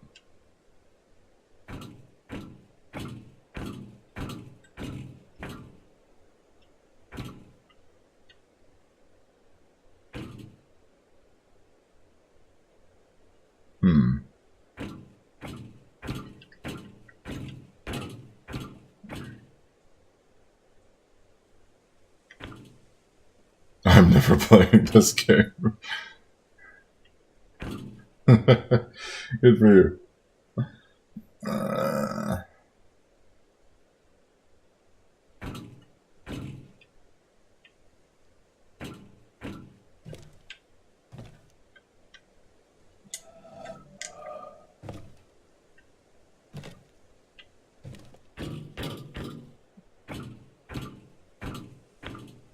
Oh, I get it. I was like, wait, how did you do that? Like, how would you get over there without touching the tile? And then there's the bridges right there. Oh yeah. And this last one.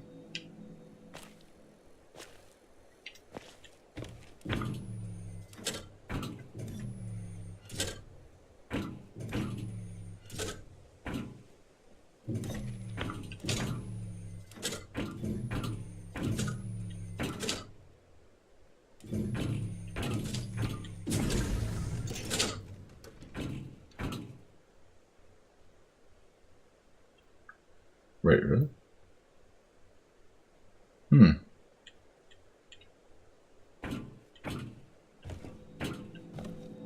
Oh, it's like a mirror. Alright.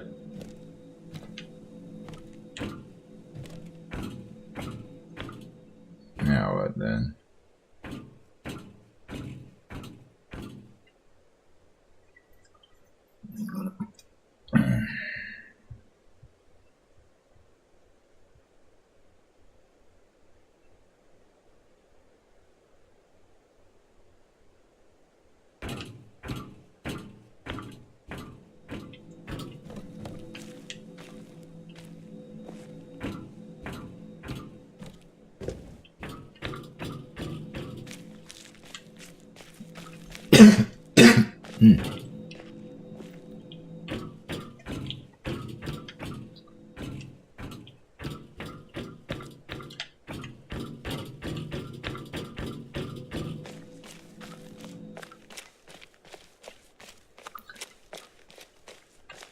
Whew.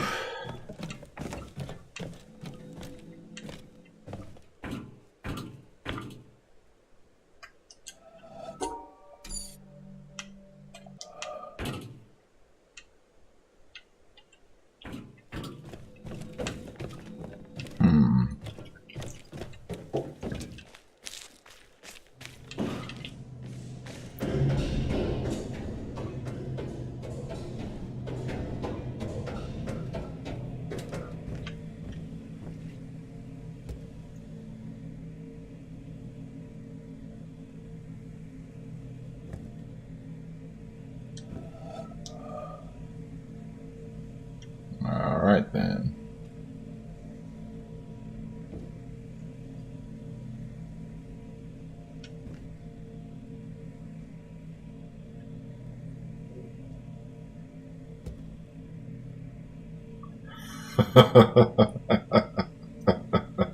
Yeah, I know.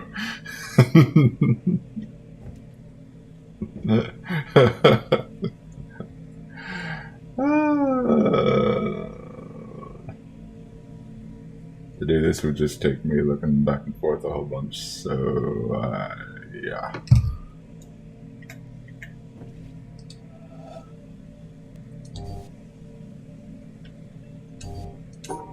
Okay.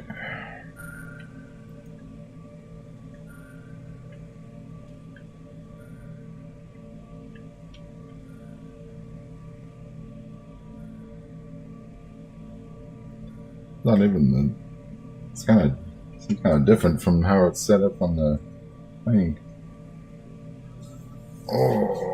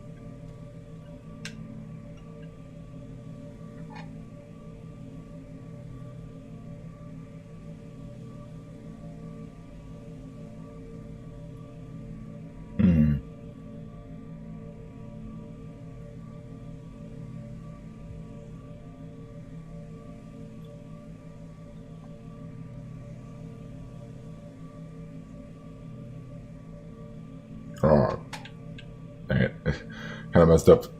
Alright, I'm gonna go back a bit. Oh, Topher's here? I didn't even notice. Hey! I missed your happy emote, Topher. Hello?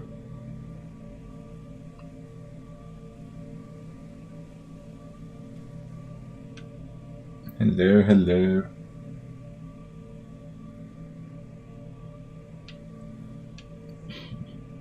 This is a stream where I completely humiliate myself by using a guide to get through a puzzle game. I like the look of this game and everything, but it just confuses me greatly. And that's why I'm using a guide right now, because I just got fed up with it. Oh boy. Anyway.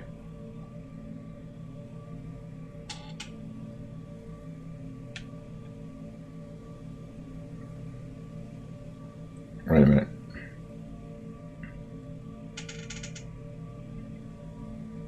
Yeah. Nah. Nah.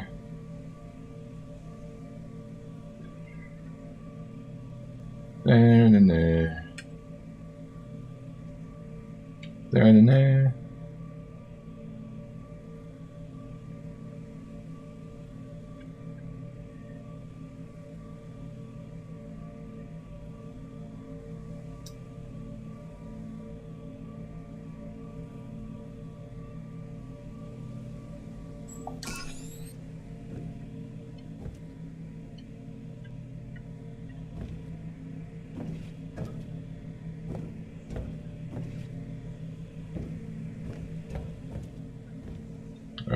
Anything else happen?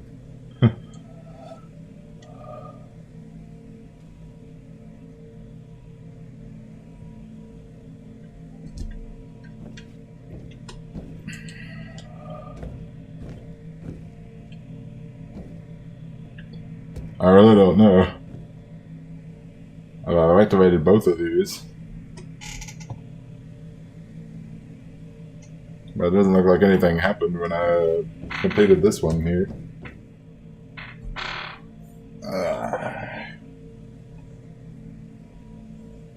Look it over, see if I miss anything.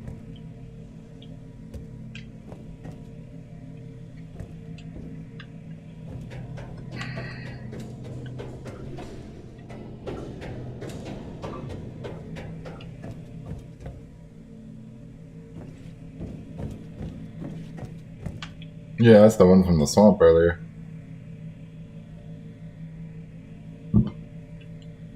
And this is the one I set up when I did this first set the other day.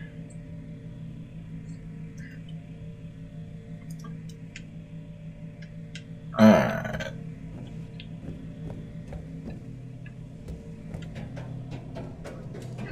I think I'm gonna try. I think I know where I want to go next.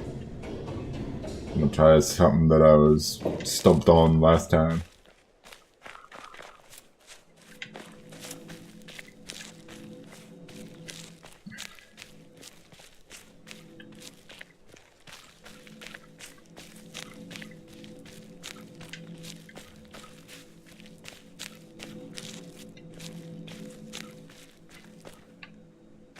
I was expecting it to say you won.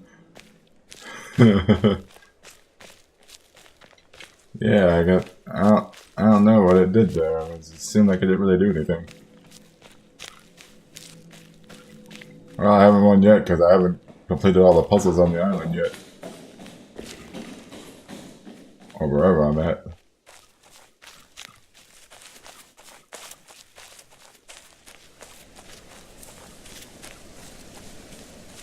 See, I know I want to go next. Not here, somewhere else.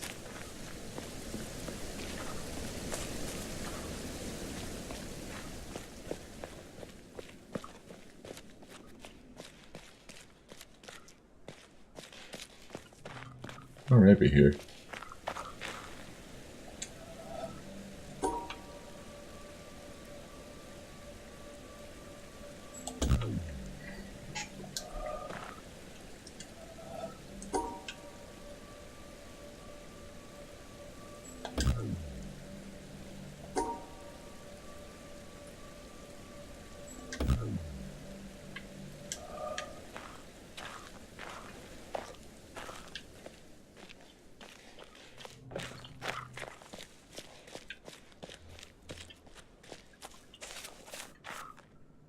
More of these.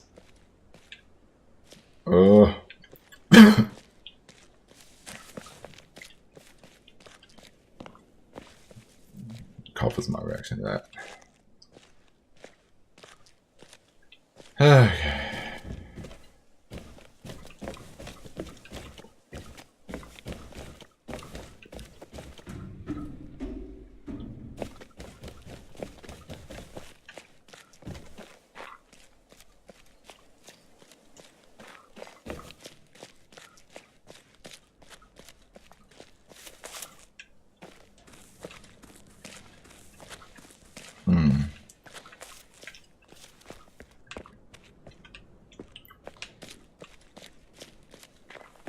What is this? Oh, there's so much stuff over here. Okay.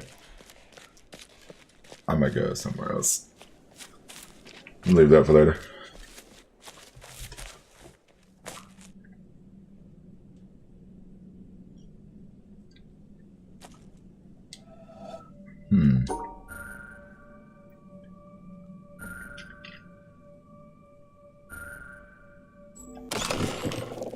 Hey, open that up.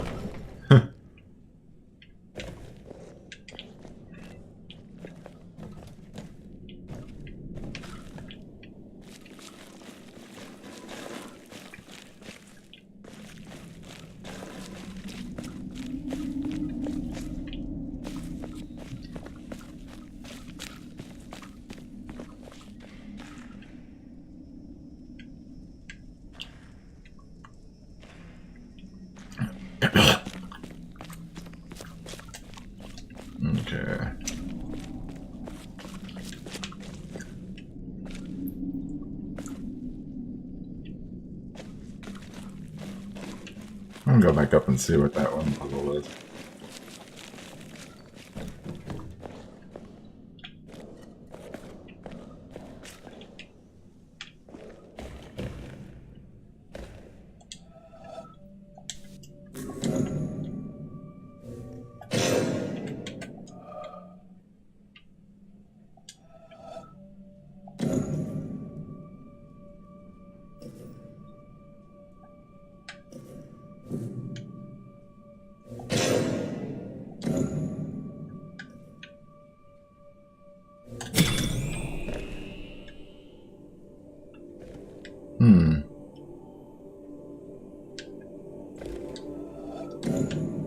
What does that do?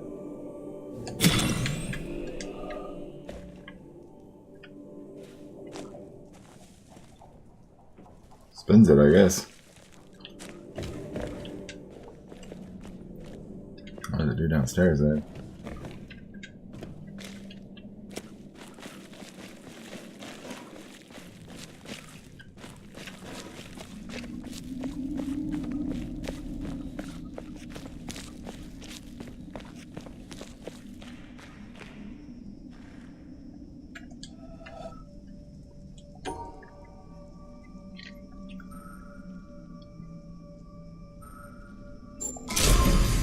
Oh, open that. Captain Obvious. Alright. Now what is all this?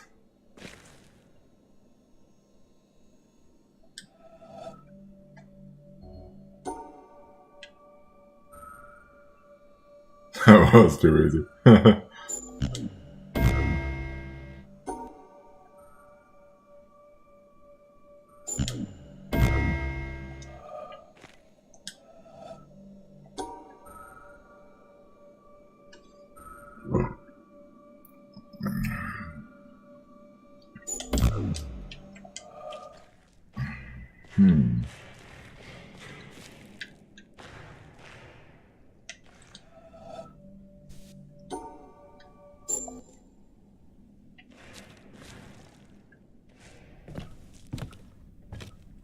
What is in here?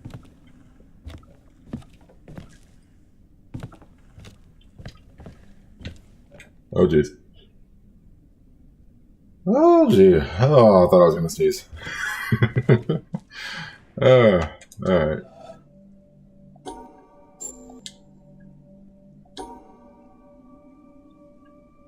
It's like a little theater.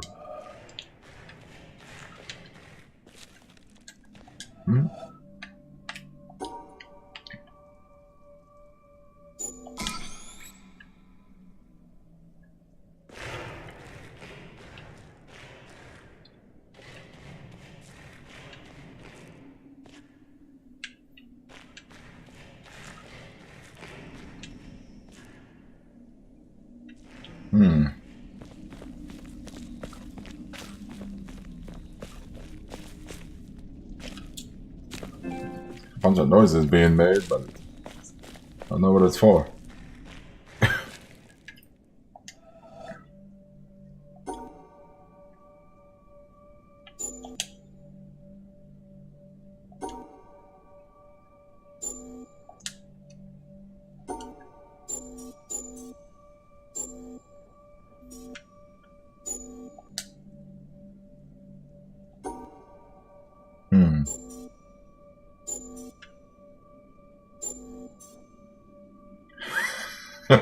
No, I know. I wouldn't be surprised.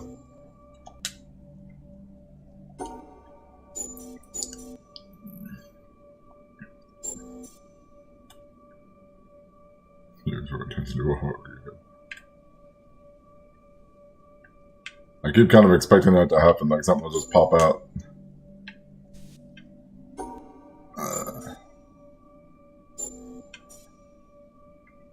I don't know what this is all about.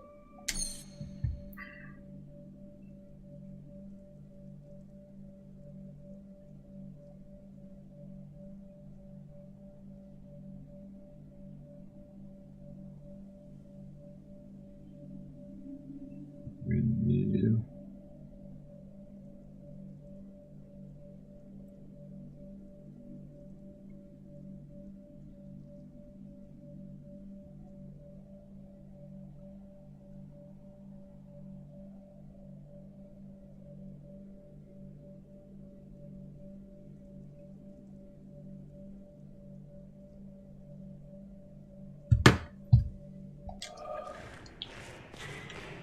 Alright.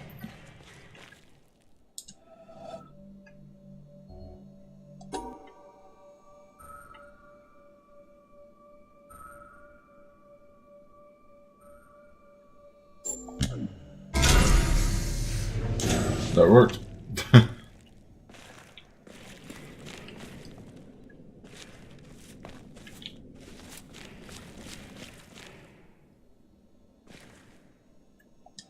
Well, I don't need to solve this puzzle, but you know what? Might as well.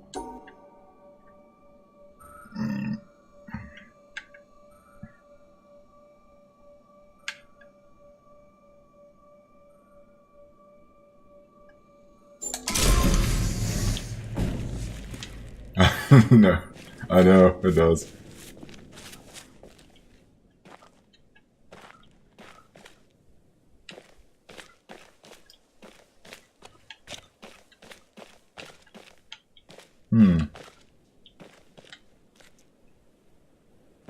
What am I doing outside?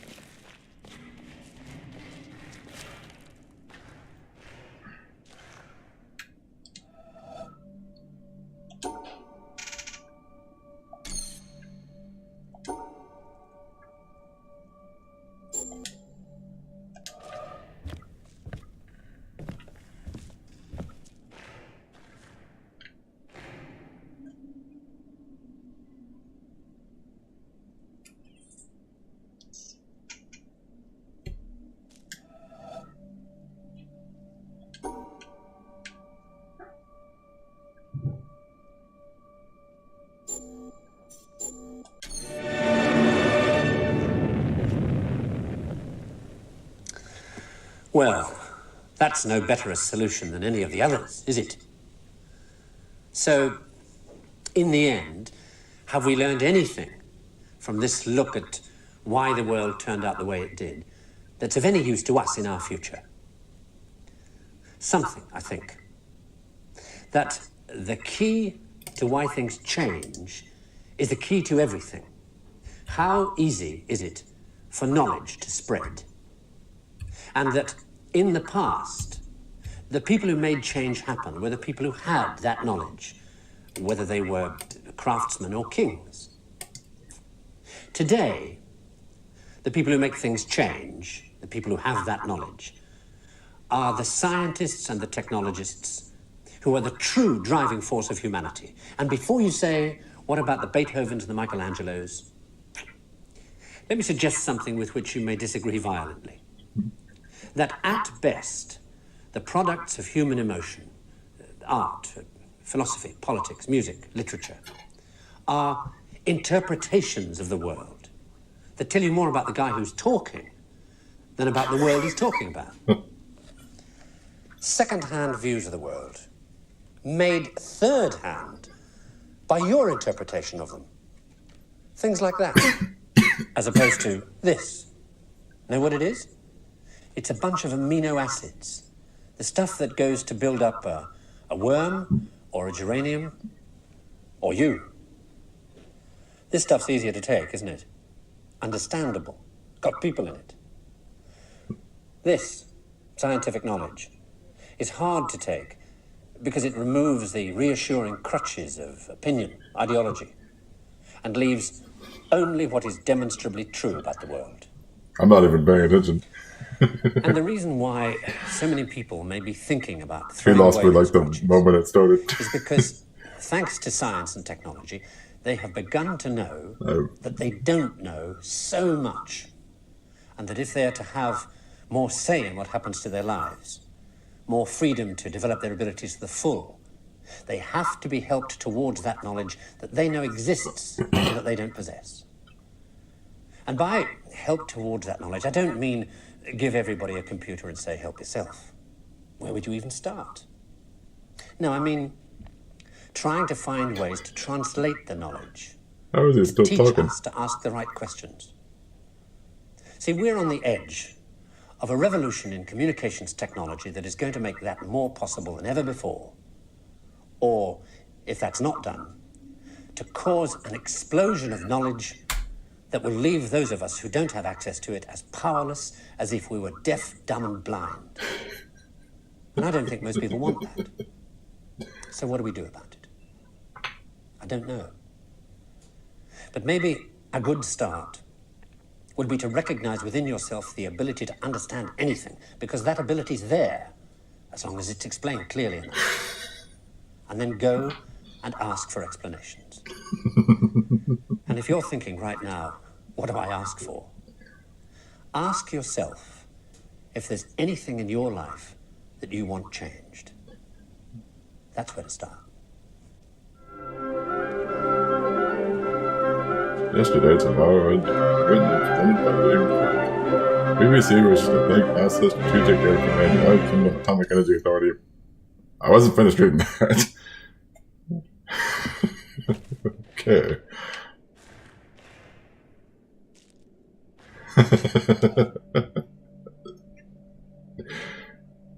Okay, I would normally not do let that go anymore, but I feel like if I unlock all these videos I get a trophy or something, so I'm just going to go ahead and let them play out. Sorry. I know.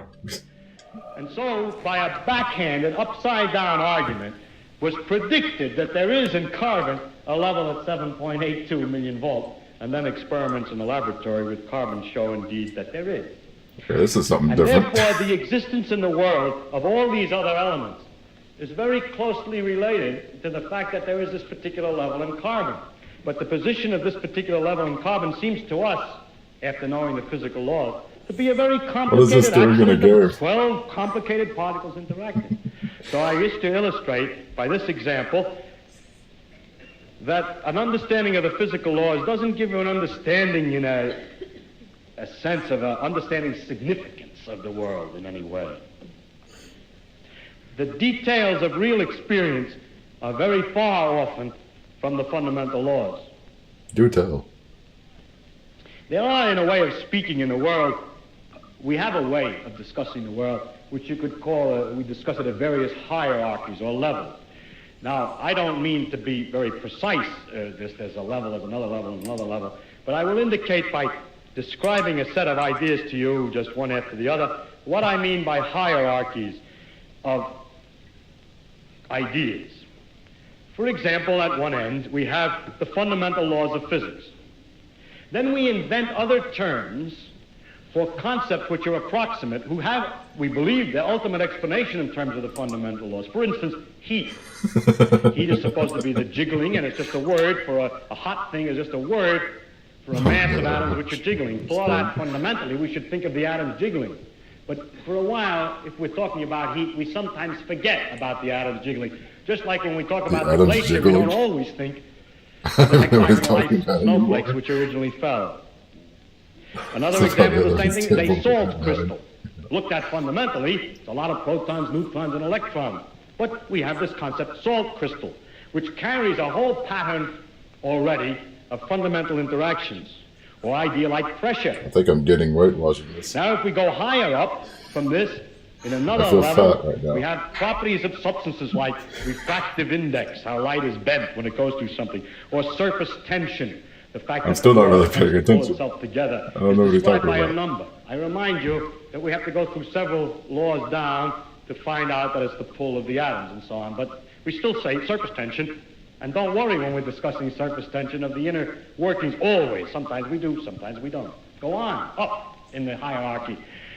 With the water, we have the waves, and we have a thing like a storm. We have a word for storm, which represents an enormous mass of phenomena. Or sunspot, or star, which is an accumulation of things. And it's not worthwhile always to think of it way back. In fact, we can't, because the higher up we go, we have too many steps in between, each one of which is a little weak, and we haven't thought them all through yet. If we go up in this hierarchy of complexity, we get to things like frog or nerve impulse, which you see is an enormously complicated thing in the physical world, involving an organization of matter in a very elaborate complexity. And then we go on, we come to things, words, and concepts like man and history or political expediency and so forth, which is a series of concepts that we use to understand things at an ever higher level. And going on, we come to things like evil and beauty and hope. Now, which end is nearer to the ultimate creator or the ultimate? So if I make a religious metaphor, which end is nearer to God? Beauty and hope or the fundamental laws? I think that the right way, of course, is to say that the whole structural interconnections of the thing is the thing that we have to look at, and that the sequence of hierarchy, that all the sciences and all the efforts, not just the sciences, but all the efforts of intellectual kind, are to see the connections of the hierarchies is to connect beauty to history, is to connect history to man's psychology, the man's psychology to the working of the brain to the neural impulse to the chemistry, and so forth, up and down, both ways. And today we cannot, and there's no use making believe we can, draw carefully a line all the way from one end of this thing to the other. In fact, we've just begun to see that there is this relative hierarchy. And so I don't think either end is nearer to God's. And if to stand at either end and to walk out off the end of the pier only, hoping out in that direction is the complete understanding, is a mistake. And to stand with evil and beauty and hope, or to stand with the fundamental laws, hoping that way to get a deep understanding of the whole world with that aspect alone, is a mistake. And it is not sensible either for the ones who specialize at one end and the ones who specialize at the other end to have such disregard for each other. They don't, actually, but the people say they do. So. But that actually the great mass of workers in between, connecting one step to another, are improving all the time our understanding of the world, both from working at the ends and working in the middle. And in that way, we are gradually understanding this connection, this tremendous world of interconnecting hierarchies. If you expected science to give all the answers to the wonderful questions about what we are, where we're going, what the meaning of the universe is, and so on, then I think you could easily become disillusioned and then look for some mystic answer to these problems. How a scientist can take a mystic answer, I don't know, because the whole spirit is to understand. I don't understand that. But anyhow, if you think of it, though, the way I think of what we're doing is we're exploring, we're trying to find out as much as we can about the world. People say to me, are you looking for the ultimate laws of physics? No, I'm not. I'm just looking to find out more about the world. And if it turns out there is a simple ultimate law that explains everything, so be it. That would be very nice to discover. If it turns out it's like an onion with millions of layers and we're just sick and tired of looking at the layers, then that's the way it is. But whatever way it comes out, its nature is there, and she's going to come out the way she is. And therefore, when we go to investigate it, we shouldn't pre-decide what it is we're trying to do, except to find out more about it. If you say, but your problem is, why do you find out more about it? If you thought that you were trying to find out more about it because you're going to get an answer to some deep philosophical question, you may be wrong. It may be that you can't get an answer to that particular question by finding out more about the character of nature. But I don't look at it. My interest in science is to simply find out about the world. And the more I find out, the better it is. I like to find out. There are very remarkable mysteries about the fact that we're able to do so many more things than apparently animals can do, and other questions like that. But those are mysteries I want to investigate without knowing the answer to them. And so altogether, I can't believe the special stories that have been made up about our relationship to the universe at large, because they seem to be too simple, too connected too local, too He's provincial. in here. The Earth, he came to the Earth. One of It's the just so aspects out of of God nowhere. came to the Earth, mind you. And look at what's out there. How can it isn't in proportion. Anyway, it's no use arguing. I can't argue it. I'm just trying to tell you why the scientific views that I have do have some effect on my beliefs. And also another thing has to do with the question of how do you find out if something's true? And if you have all these theories of the different religions, have all different theories about the thing, then you begin to wonder. Once you start doubting, just like you're supposed to doubt, you ask me if the science true. We say, no, we don't know what's true. We're trying to find out. Everything is possibly wrong. Start out understanding religion by saying everything is possibly wrong. Let us see. As soon as you do that, you start sliding down an edge, which is hard to recover from. And so with the scientific view, or my father's view, that we should look to see what's true and what may not be true, once you start doubting, which I think to me is a very fundamental part of my soul, is to doubt and to ask. And when you doubt and ask, it gets a little harder to believe. You see, one thing is I can live with doubt and uncertainty and not knowing. I think it's much more interesting to live not knowing than to have answers which might be wrong. I have approximate answers and possible beliefs and different degrees of certainty about different things, but I'm not absolutely sure of anything. And then many things I don't know anything about, such as whether it means anything to ask, why we're here, and what the question might mean. I might think about it a little bit. If I can't figure it out, then I go to something else. But I don't have to know an answer. I don't feel frightened by not knowing things, by being lost in the mysterious universe without having any purpose, which is the way it really is, as far as I can tell, possibly. It doesn't frighten me.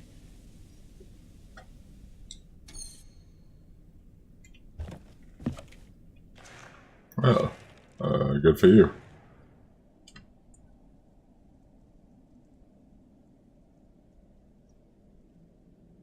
Well, there's still 4 more of these. I don't know if I want to watch them all tonight or just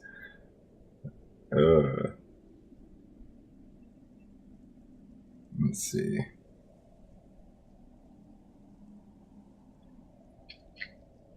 Oh, this one seems long.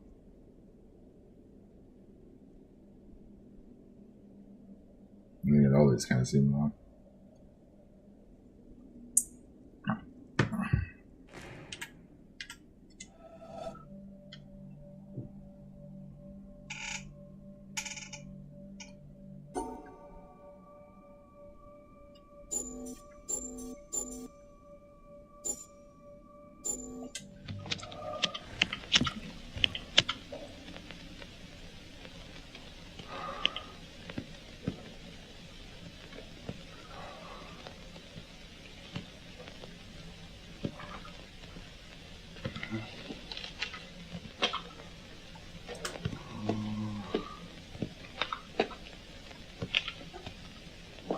Don't smoke, kids. It's bad for you.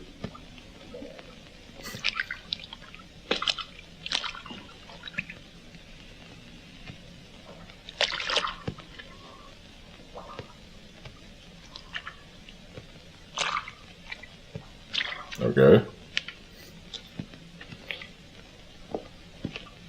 Just gonna watch a guy play with his lighter or something.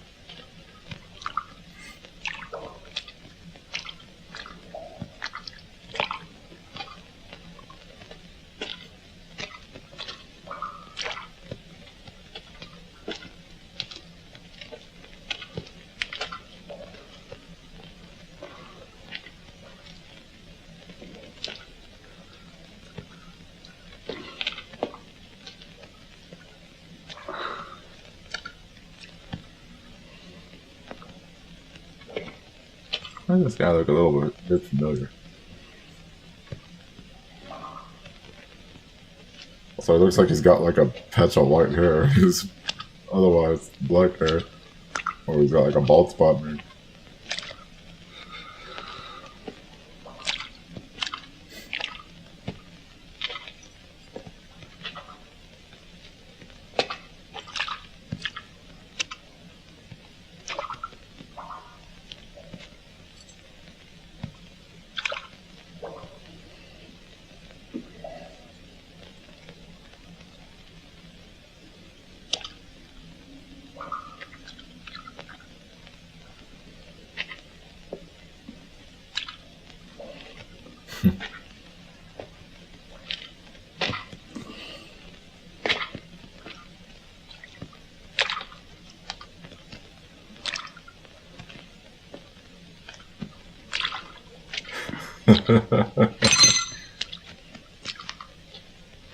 Yeah, they are still playing. This is the third video it's playing. I already played through the first and second one. There's still like 3 more after this one, which I don't know if I'll upload tonight or not. These aren't exactly the most exciting things in the world. I'll admit.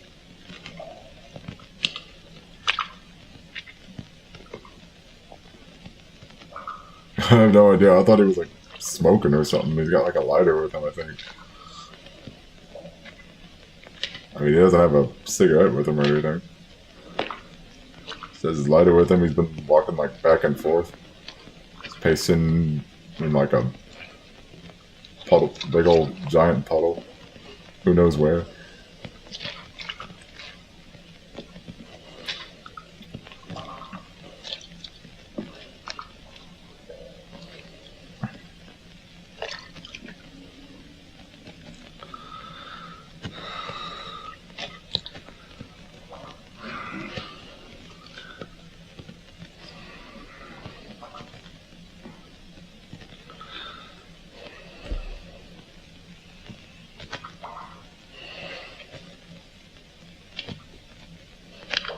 Knock knock. Who's there? You gonna say anything or you're just gonna keep pacing back and forth? This guy acts like me. Just pace back and forth, kinda in my own little world. Now he's like playing a piano one-handed, it looks like.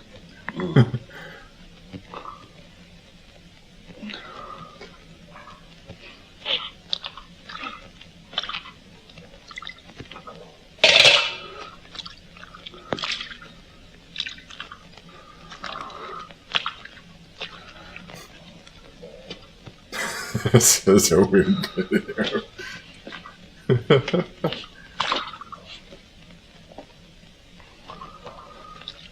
I wonder if he knows he's being watched.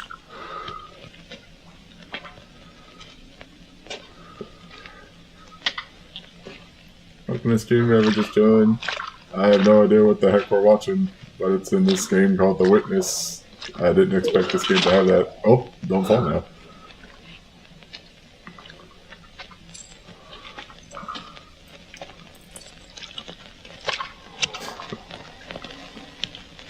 Almost tripped over his own 2 feet.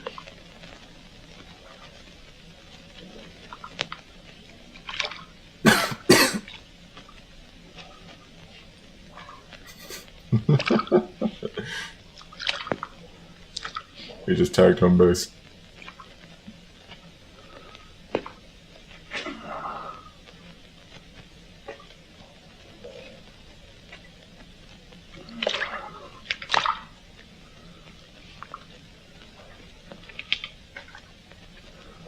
Now he wants to set his coat on fire.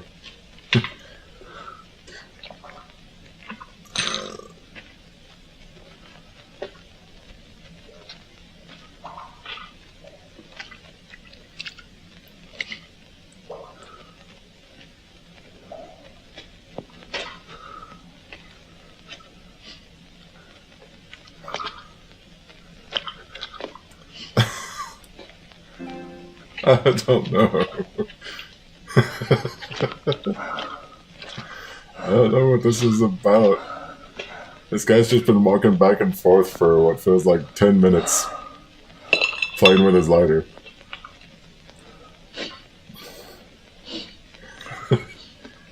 Actually, maybe that's a candle, now that I look at it. It's like a wax candle. No, I think it said it was a lighter at the beginning. These videos are freaking long too. It's like each of these are like 5-10 minutes.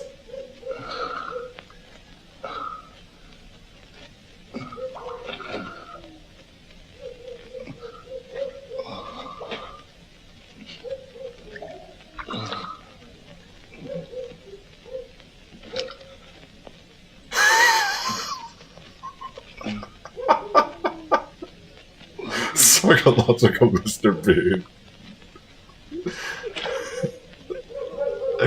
Oh, it makes so much sense. Okay, he's going somewhere else now.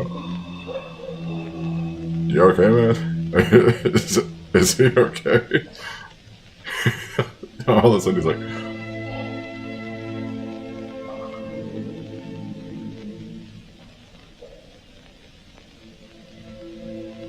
Now we're getting somewhere. It does not look so good. I expect this would be the kind of film you'd show in like a class in college. Like some kind of videography class or like art class or something.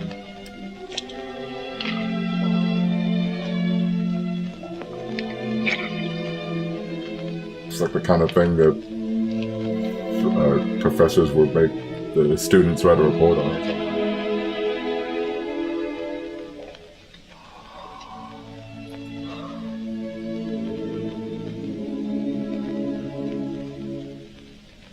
Yeah, I think it is a candle. Not really a lighter. Yeah, it's a wax candle. I see it now.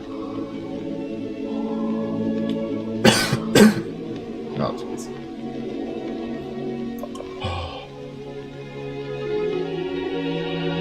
My precious.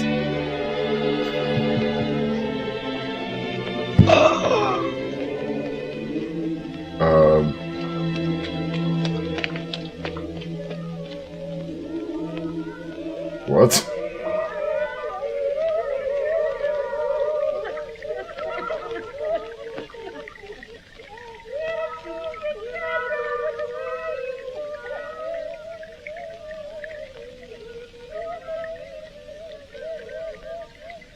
What does this have to do with this game? You have to sound like a dying pterodactyl.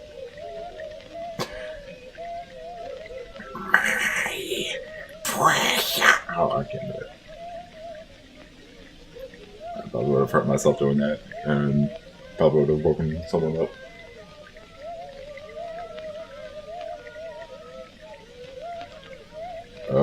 The end.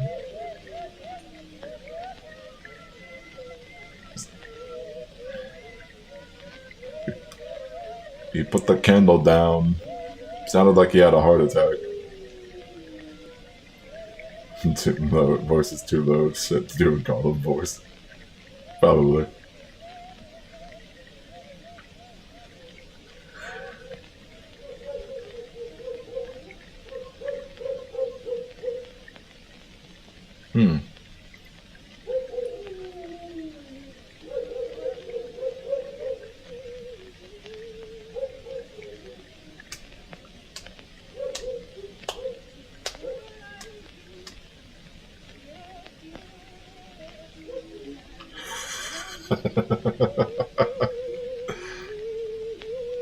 Okay, now it looks like it's raining or snowing.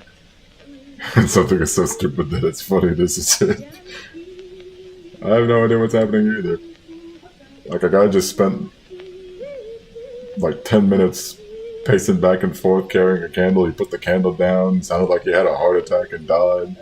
Everybody just ran over and saw what was going on, and then now we got this.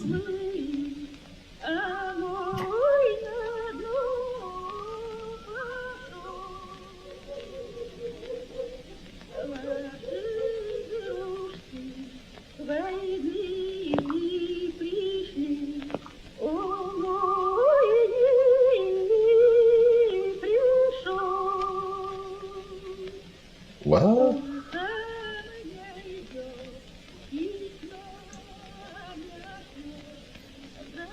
Now this is starting to seem like a Disney movie. Like an old school Disney movie.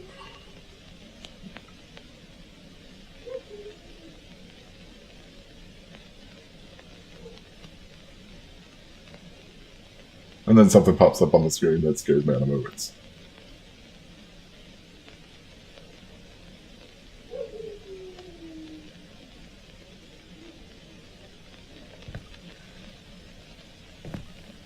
Dedicato alla memoria di mia madre, Ray Tarkovsky.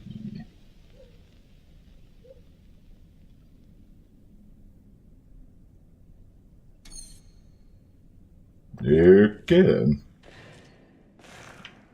What a way to pay tribute.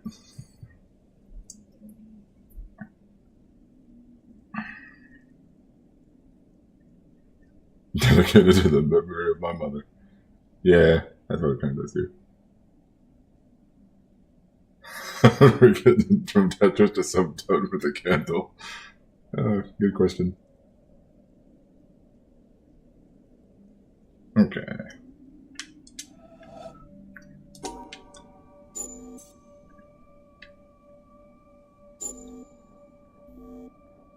Wait a minute, no, that's not right.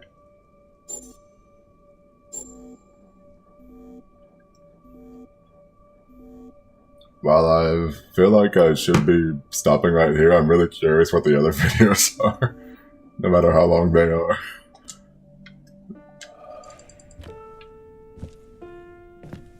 A Scheme by Professor Moriarty. The Secret of Psalm 46. Oh. Well, well.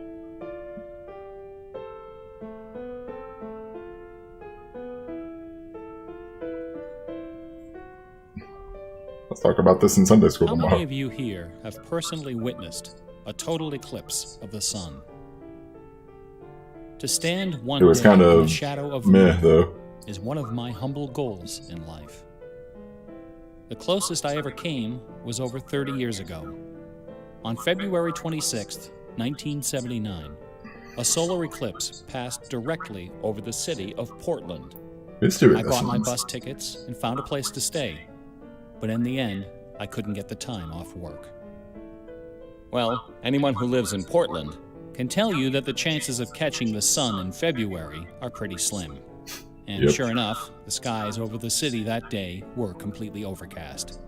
I wouldn't have seen a thing.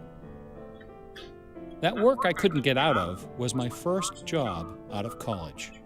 A sales clerk at an old Radio Shack store in beautiful downtown Worcester, Massachusetts. On my very first day behind the counter, a delivery truck pulled up to the front of the store. They carried in a big carton, upon which was printed the legend TRS-80.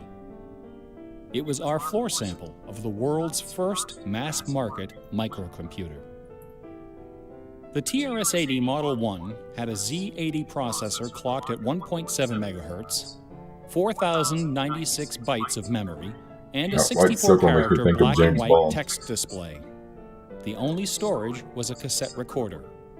All this could be yours for the low, low price of $599. Now they're trying to sell me something. The store I was working in had seen better days. At one time, it had been near the center of a thriving commercial district. But like so many other New England cities, the advent of shopping malls had, by the early 70s, turned it into a ghost town. Worcester's solution to this problem was decisive, to say the least. The city's elders apparently decided that if they couldn't beat them, they would join them. And so, several square blocks at the heart of the city were bulldozed into oblivion, destroying Bulldozed into dozens of oblivion. family businesses, including the site of a pharmacy once operated by my great-grandfather. Oh, rest in peace, great. In their place was erected a vast three-level shopping complex with cinemas and a food court. When the dust settled, only a few forlorn blocks of the old Worcester remained standing. My Radio Shack store was in one of those blocks. Then, to add insult to injury, Radio Shack opened a brand new location inside the shopping center, less than Isn't Radio Shack 500 out of feet business from now? my store. So now patrons had a choice between a clean, well-lighted establishment with uniformed security and acres of convenient parking, or a shadowy hole in a seedy old office building next to an adult movie theater. Consequently, I had plenty of time to fool around with the new computer. Fool around. I taught myself basic programming. Then I learned Z80 assembly.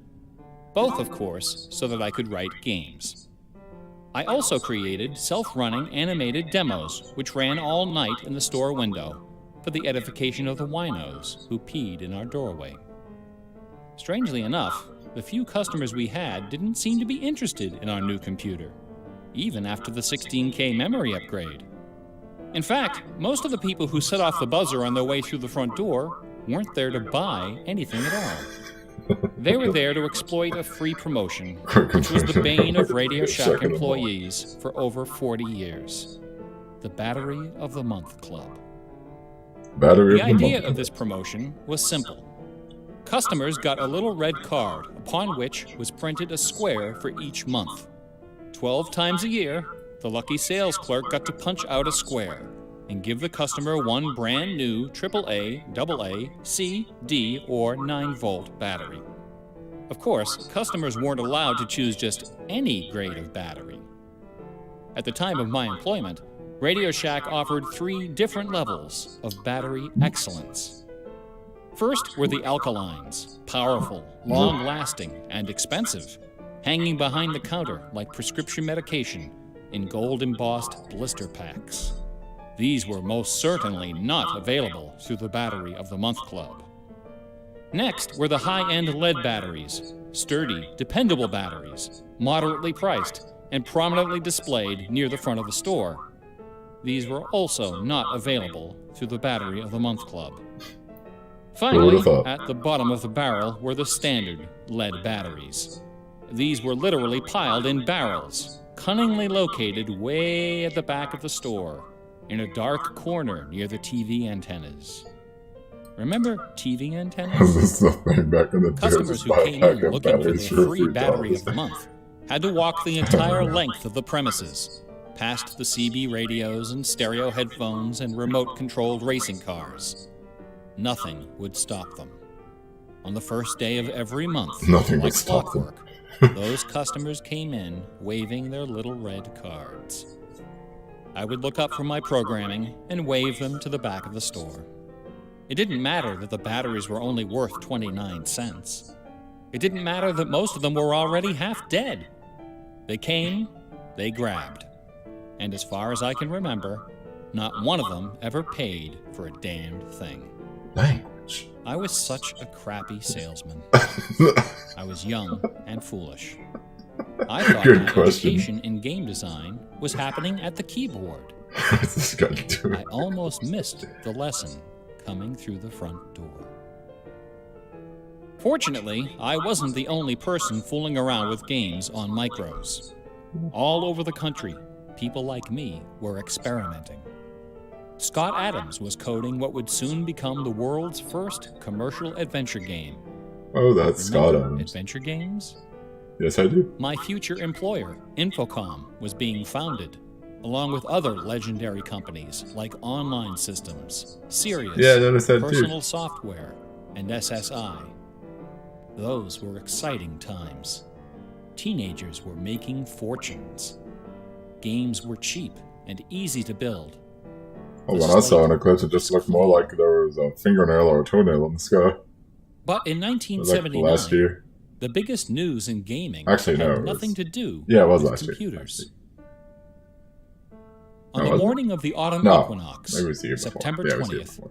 a new children's picture book appeared in the stores of Great Britain. This picture book was rather peculiar. It consisted of 15 meticulously detailed color paintings, illustrating a slight, whimsical tale about a rabbit delivering a jewel to the moon. On the back jacket of the book was a color photograph of a real jewel, shaped like a running rabbit, 5 inches long, fashioned of 18-karat gold, suspended with ornaments and bells, together with a sun and moon of blue quartz. According to the blurb underneath, this very jewel had been buried somewhere in England. Jolly old England. Clues pointing to its location were concealed in the text and in the pictures of the book. The treasure would belong to whoever found it first. The book was called Masquerade. Last man It was alive gets created the by an gold. eccentric little man with divergent eyes and a talent for mischief named Kit Williams. Within days, the first printing was sold out, and the empire that never sleeps found itself in the grip of rabbit fever. Excited Empire That Never readers Sleeps. attacked the paintings with rulers, That should be the name of the next compasses, Star Wars and movie. protractors. Magazine articles and TV specials dissected the clues, floated theories, and followed with keen delight the reckless exploits of the fanatics. One obscure park, unfortunately known by the nickname Rabbit Hill, was so riddled with holes excavated by misguided treasure seekers that the authorities had to erect signs assuring the public that no gold rabbits were to be found there. Some hunters ended up seeking psychological counseling for their obsession. The craze leapt over the Atlantic Ocean and invaded America, France, Italy, and Germany. It sold over 1 million copies in a few months, a record unrivaled by any children's title until the advent of Harry Potter. Over 150,000 copies were sold in foreign translations, including 80,000 copies in Japanese, despite the fact that the puzzle was only solvable in English. It didn't matter if Masquerade Jewel was only worth a few $1,000s. Many seekers spent far more than that in their months of exploration and travel. It was the thrill of the chase, the possibility of being the one. Treasure hunts, secret messages, and hidden things seem to exert an irresistible appeal. They're fun to look for and to talk about, and this fact of human psychology has been exploited in computer games since the earliest days. It finds expression in the hidden surprises we call Easter eggs. Atari's Stephen Wright is credited with coining this term in the first issue of Electronic Games magazine. The first Easter egg in a commercial computer game appeared in an early Atari 2600 cartridge called, simply enough, Adventure. Yep. By a sequence Sure of did. unlikely movements and obscure manipulations, I know that 'cause I watched players Ready could Player One. discover a secret room where the words "created by Warren Robinette" appeared in flashing letters. Over the decades, Easter eggs and their evil twin, cheat codes, have become an industry within an industry. Entire magazines and Thank you for the 5 bits, websites buddy. are now devoted to their carefully orchestrated discovery and dissemination.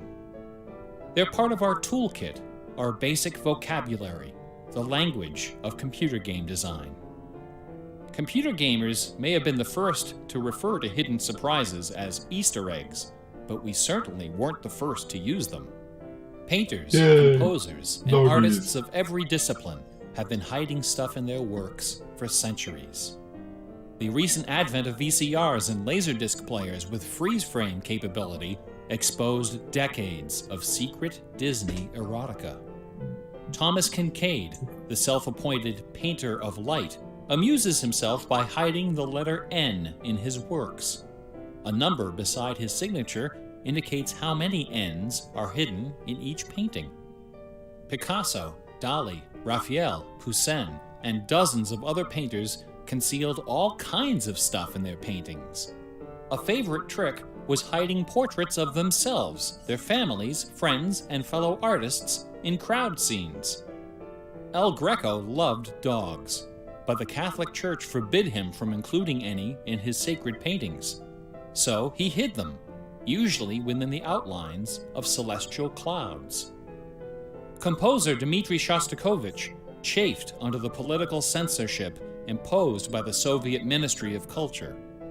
His symphonies and chamber works are loaded with hidden signatures and subversive subtexts which, had they been recognized, would have sent him to Siberia. Mozart's opera, The Magic Flute, is filled with musical allusions to the rituals of the Freemasons, the ancient secret society of which he and his mentor Haydn were members. But the most famous purveyor of Easter eggs is that champion of the late Baroque, the ultimate musical nerd, Johann Sebastian Bach. Bach was a student of gematria, the art of assigning numeric values to letters of the alphabet. A equals 1, B equals 2, C equals 3, etc. By comparing, sequencing, or otherwise manipulating these numbers, secret messages This is can gonna be concealed. be a test. Bach took particular delight in the geometrical numbers 14 and 41. 14 is the sum of the I've been initials taking of notes. his last name. I'm gonna fail B miserably. equals 2, A equals 1, C equals 3, and H equals 8. 41 is the sum of his expanded initials, J.S. Bach. These two numbers show up over and over again in Bach's compositions. One of the better-known examples is his setting of the chorale Vor deinem Thron. The first line I of don't the think so. melody contains exactly I think it's just 14 moving like notes, really, really slow. and the entire melody, from start to finish, contains 41. Another of Bach's favorite games was the puzzle canon. A canon is a melody that sounds good when you play it on top of itself, a little bit out of sync. Frère Jacques and Row, Row, Row Your Boat are familiar examples of simple, two-voice canons. But a canon can employ any number of voices. And you don't have to play each voice the same way either. You can change the octave, transpose the key, invert the pitch, play it backwards, or any combination. Finding melodies that make good multi-voice canons is a fussy and difficult art, of which Bach I only was know an that Farrah Jacques undisputed song because master. of Tom and Jerry. Now, in a puzzle canon, the composer specifies the basic melody and the number of voices, but not the relationship of the voices. The student has to figure out the position and key of each voice, and whether to perform them inverted and/or backwards. Bach wrote quite a number of puzzle canons. The most famous, BWV 1076, is part of a fascinating story. One of Bach's students was a fellow by the name of Lorenz Misler, founder of the Society of Misler. Musical Science. This elite, invitation-only institution devoted itself to the study of Pythagorean philosophy and the union of music and mathematics. Its distinguished membership reads Yeah, like I a think it's who's starting to who come of in more German now. composers, These little clips. including Handel, Telemann, and eventually Mozart. Applicants for membership in the society were required to submit an oil portrait of themselves, along with a specimen of original music. With nerdly efficiency, Society member number 14 decided to combine these admission requirements into a single work. He sat for a portrait with Elias Hausmann, official artist at the court of Dresden. This portrait, which It's now up to hangs get the in org. the gallery of the town hall in Leipzig, is the only indisputably authentic image of Bach in existence. The Hausmann portrait shows Bach dressed in a formal coat with exactly 14 buttons. In his hand is a sheet of music paper, upon which is written a puzzle canon for 6 simultaneous voices. In 1974, a manuscript was discovered which proved that this canon was the 13th in a series of exactly 14 canons based on the ground theme of the famous Goldberg Variations. As if these musical gymnastics weren't enough, Bach liked to hide messages in his compositions by assigning notes to the letters. His initials, B-A-C-H, correspond to the pitch sequence B-flat, A, C, and B natural in German letter notation. This theme makes its That was most already looking memorable at my phone appearance while I went in the first to last pass. bars of his final composition, The Art of Fugue, published soon after his death in 1750. Yep. The word fugue comes from the Latin fuga, which means flight, as in Took running notes. away. So, And the art of Americans. fugue is the art of flight, the art of taking a theme and running with it. Bach wrote hundreds of fugues, but none as sublime as this sequence of 14. In the last and most complicated fugue in the series, the first and second sections develop normally. This is followed by the B-A-C-H signature, and then suddenly, without any warning or structural justification, the fugue stops, dead in its tracks. One of the composer's 20 children, his son Carl Philipp Emanuel, claimed that Bach died moments after those last few notes were written. This story is probably apocryphal. The Easter eggs in Bach's music are a pleasant obscurity. Oh yeah, like the chiefly circle is to moving too. professors and students of Baroque music. But in March of 2002, when this lecture I was starting to delivered, not really pay attention. I was those like, looking at my Easter phone. eggs were the talk of the entire classical music industry. Sitting Yeah. near the top of I the don't know what classical that's music about. charts that month was a compact disc on the ECM label called Morimer. It was performed by the Hilliard Choral Ensemble, together with a talented but, until then, little-known violinist, Christoph Poppen. The music on Morimer is based on a geometrical analysis of Bach's Partita in D minor for solo violin. This analysis, by German professor Helga Thon, assigns numeric values to the duration of notes, the number of bars, and the German letter notation of the partita. In doing so, she claims to have discovered the complete text of several liturgical ceremonies encoded in the notes. The CD presented these hidden texts superimposed over the original music. The result was strangely melancholy, dark, haunting, and very, very popular. Yeah. Quite a few music critics Humans attacked are so this slow that it disc. becomes undetectable. They didn't buy Professor Thon's analysis, dismissing it as a combination of numerology and canny marketing. Their caution was not without basis. Numerology is a slippery slope I'll do you down one which better. many Why, a Skidmore? fine mind has slid to its doom. Allow me to offer an amusing anecdote from my own experience. Back in the early 90s, before the internet took off, one of the more popular online bulletin board systems was a service called Prodigy.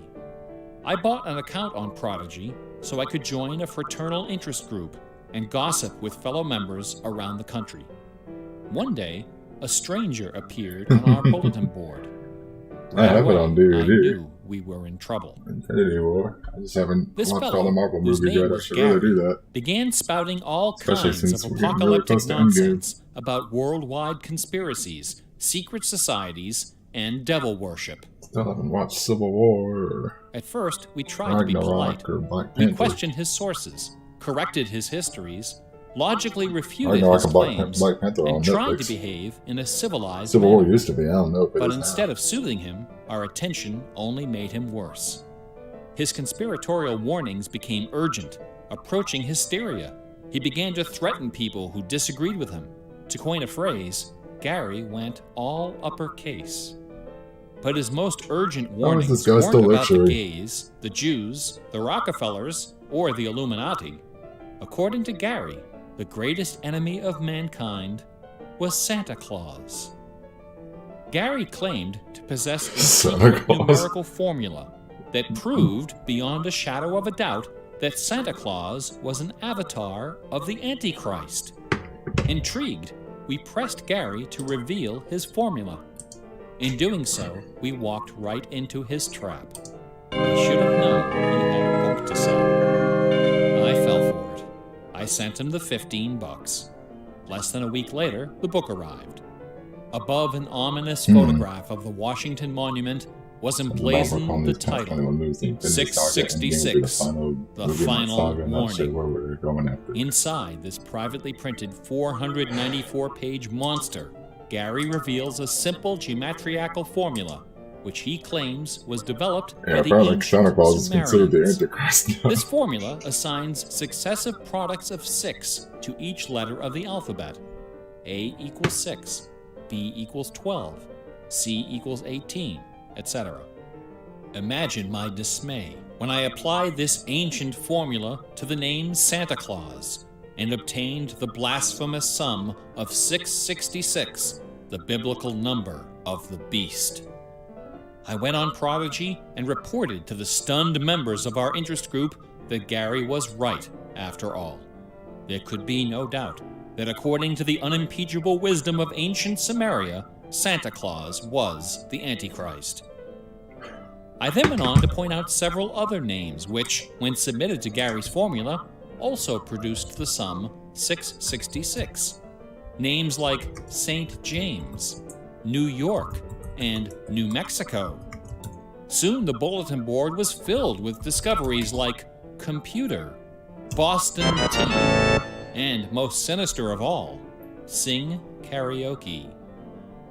Gary You know the left us fact that I alone misspelled after his that. misspelled I got my clause. $15 worth. But Gary is hardly the first person to connect secret codes to the Bible. People have been looking for Easter eggs in the Bible for hundreds of years. The Hebrew mystical tradition of Kabbalah can be described as a geometriacal meditation on the Pentateuch, the first 5 books Could be of for the all I Old know. Testament. The advent of computers has made the application of That eclipse is starting numerology to to the look like a Bible white fast Pac-Man. and efficient. The latest spate of Bible searching was instigated by a book published in 1998 by Michael Drosnin, a former Wall Street Journal reporter.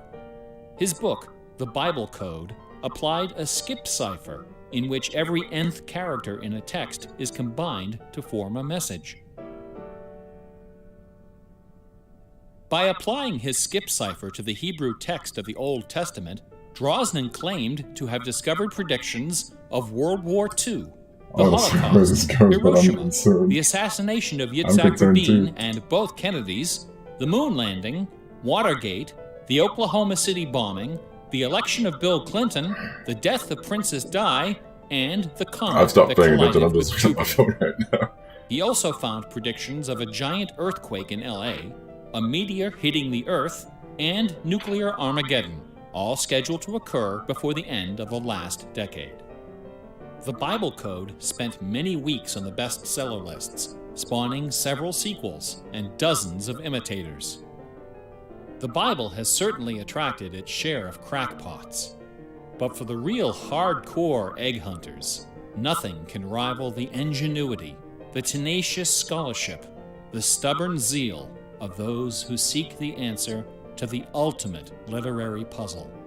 A poisonous conundrum that has squandered fortunes, destroyed careers, and driven healthy, intelligent scholars to the brink of madness and beyond.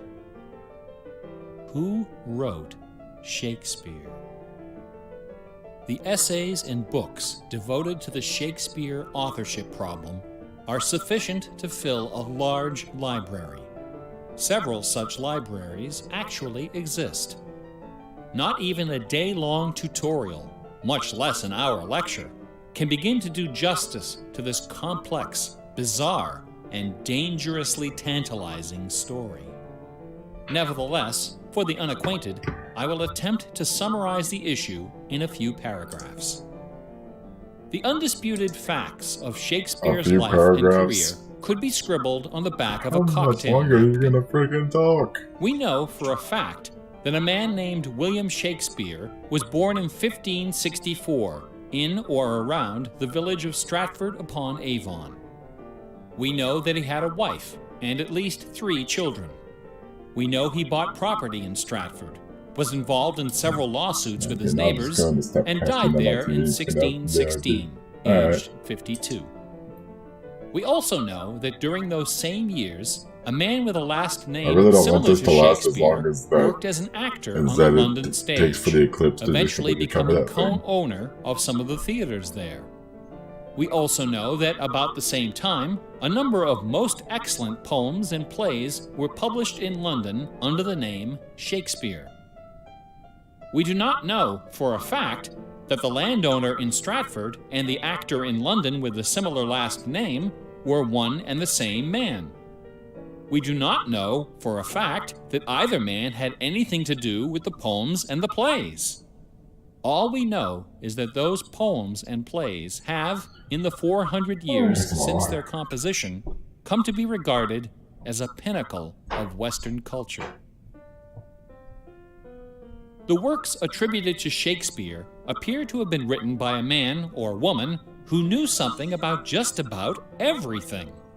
They're filled with references to mythology and classic literature, games and sports, war and weapons of war, ships and sailing, the law and legal terminology, court etiquette, statesmanship, horticulture, music, astronomy, medicine, falconry, and, of course, theater. Therein lies the problem. How could a farmer's son of uncertain schooling, from a mostly illiterate country village, a man of practically no account at all, wield such encyclopedic learning, with so much eloquence and wit, so much wisdom and human understanding? For the first 150 years, nobody questioned the traditional history of the bard. Okay, I think I'm just gonna stop Then, the stream in the after late this. 18th century, After this one Reverend is James finished. Wilmot, I know there's 2 more a distinguished videos scholar left, but I who think I'm lived gonna just save a that few for next miles time I north stream of this. Stratford, Because this is decided to write a taking a long biography time. of the famous playwright. Dr. Wilmot believed that a man as well educated as Shakespeare must have owned a fairly extensive library, despite the fact that not a single book or manuscript is mentioned in his will. Over I'll the have to check years, back and he see how long these speculated, videos some have of been those going. books must have found their way into This local one's collections. ridiculous. This one's... And so, the good Reverend Doctor scoured the British countryside, taking inventory of literally every bookshelf within 50 miles of Stratford. Not a single book from the library of William Shakespeare was discovered. Neither were there found any letters to, from, or about Shakespeare. Furthermore, no references to the folklore, local sayings, or distinctive dialect of the Stratford area could be found in any of Shakespeare's writings.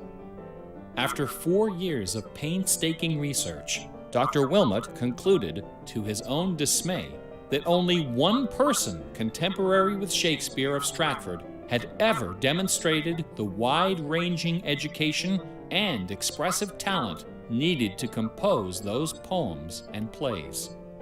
That man was the multilingual author, philosopher, and statesman, inventor of the scientific method, chancellor to the courts of Queen Elizabeth and King James, Sir Francis Bacon.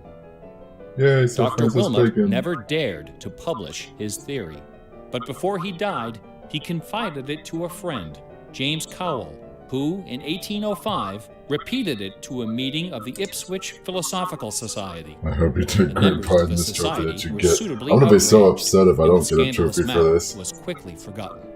There better be a Then, trophy in for sitting through this entire 1857, thing. a lady from Stratford, Connecticut, I think I'm published a going to book stop called after this The one is Philosophy over of the because Plays of this Shakespeare one's going on for way too long Unfolded. and there's still 2 more left. I don't In know this how long book, those are going to be. Miss Delia Bacon, no relation to Francis, claimed that the works of Shakespeare were written by a secret cabal of British nobility, including Sir Walter Raleigh and Sir Philip Sidney, as I'm going to well be as so Sir upset if Francis this doesn't Bacon. give me a trophy. Delia Bacon's book electrified the world of letters. Battle lines were drawn between the orthodox Stratfordians and the heretical Baconians. Literary societies and scholarly journals were formed to debate the evidence. Hundreds of pamphlets, newspaper articles, and essays were published defending each side and ridiculing the opposition with that self-aggrandizing viciousness peculiar to tenured academics. Armed with her explosive book, Delia Bacon journeyed to Stratford-upon-Avon and, unbelievably, obtained official permission to open Shakespeare's grave. However, Wait, when the open moment came to Shakespeare's actually grave? lift the stone, Delia's self-doubt precipitated a catastrophic nervous breakdown. She later died penniless in a madhouse. Around 1888, things began to get a bit out of hand. U.S. Congressman Ignatius Donnelly of Minnesota became interested in the Shakespeare controversy. Why One is day, it still going? browsing through his facsimile copy of the first folio of 1623, he noted that the word bacon appeared on page 53 of the histories and also on page 53 of the comedies. He also noted that Sir Francis Bacon had written extensively on the subject of cryptography. Donnelly began counting I know. line and page numbers, adding and subtracting letters, drawing lines over sentences, circling words, and crossing them out. The result was a complex and virtually incomprehensible algorithm, which he claimed was invented by This Bacon game lost to me hide long ago. secret messages Or this inside particular the part first of the game folio. lost me. The greatest Easter egg hunt in the history of Western civilization had begun. The end? Here are just a couple of the sillier highlights. A doctor named Orville Owen of Detroit Just a constructed couple. a bizarre research tool he called the Wheel of Fortune. This wheel consisted of 2 giant wooden spools wrapped with a strip of canvas 2 feet wide and 1,000 feet long. Yeah. Onto this canvas, he glued the separate pages of the complete works of Bacon, Shakespeare, Marlowe, Greene, Peele, and Spenser, together with Burton's Anatomy of Melancholy. By cranking the spools back and forth, Dr. Owen could quickly zip across the pages in search of clues and cross-references. Employing a large team of secretaries and stenographers, Owen claimed to have uncovered a complete alternative history of Elizabethan England, as well as several entirely new Shakespeare plays and sonnets. Listen to this hidden verse, supposedly penned by the mighty bard himself, which inspired Dr. Owen to build his Wheel of Fortune. Take your knife and cut all our books asunder, and set the leaves on a great firm wheel, which rolls and rolls, and turning the fickle rolling wheel, throw your eyes upon Fortune, that goddess blind, that stands upon a spherical stone, that turning and inconstant rolls in restless variation. After publishing 5 thick volumes of this rubbish, Owen announced the discovery of an anagram, indicating that Bacon's original manuscripts were buried near Chepstow Castle on the River Wye. Owen spent the next 15 years and thousands of dollars excavating the bed of the river with boat crews and high explosives. He died before anything was found. A fellow named Arnsberg wrote an entire book based on the analysis of the significance of a suspicious crack in the tomb of Bacon's mother. A Ray of Sanity finally appeared in 1950. That just sounds so dirty. To those familiar with the science of cryptology, mother. the name William Friedman needs little introduction. During World War II, Colonel Friedman was the head of the U.S. Army's Cryptoanalytic Bureau. He is credited with cracking the Japanese Empire's most sensitive cipher. After the war, the colonel decided to apply his expertise to the study of the Shakespeare ciphers. He interviewed several of the experts in the field and prepared a detailed scientific analysis, which he published under the title The Shakespeare Ciphers Examined. His conclusion? In a word, bunk. According to the standards of cryptologic science, not one of the hidden messages purportedly discovered in Shakespeare's works was plausible. The rules used to extract these messages from the texts were non-rigorous, wildly subjective, and unrepeatable by anyone except the original decipherer. The people involved were not being dishonest. They were channeling their preconceptions. They were trapped in a labyrinth of delusion, mining order from chaos.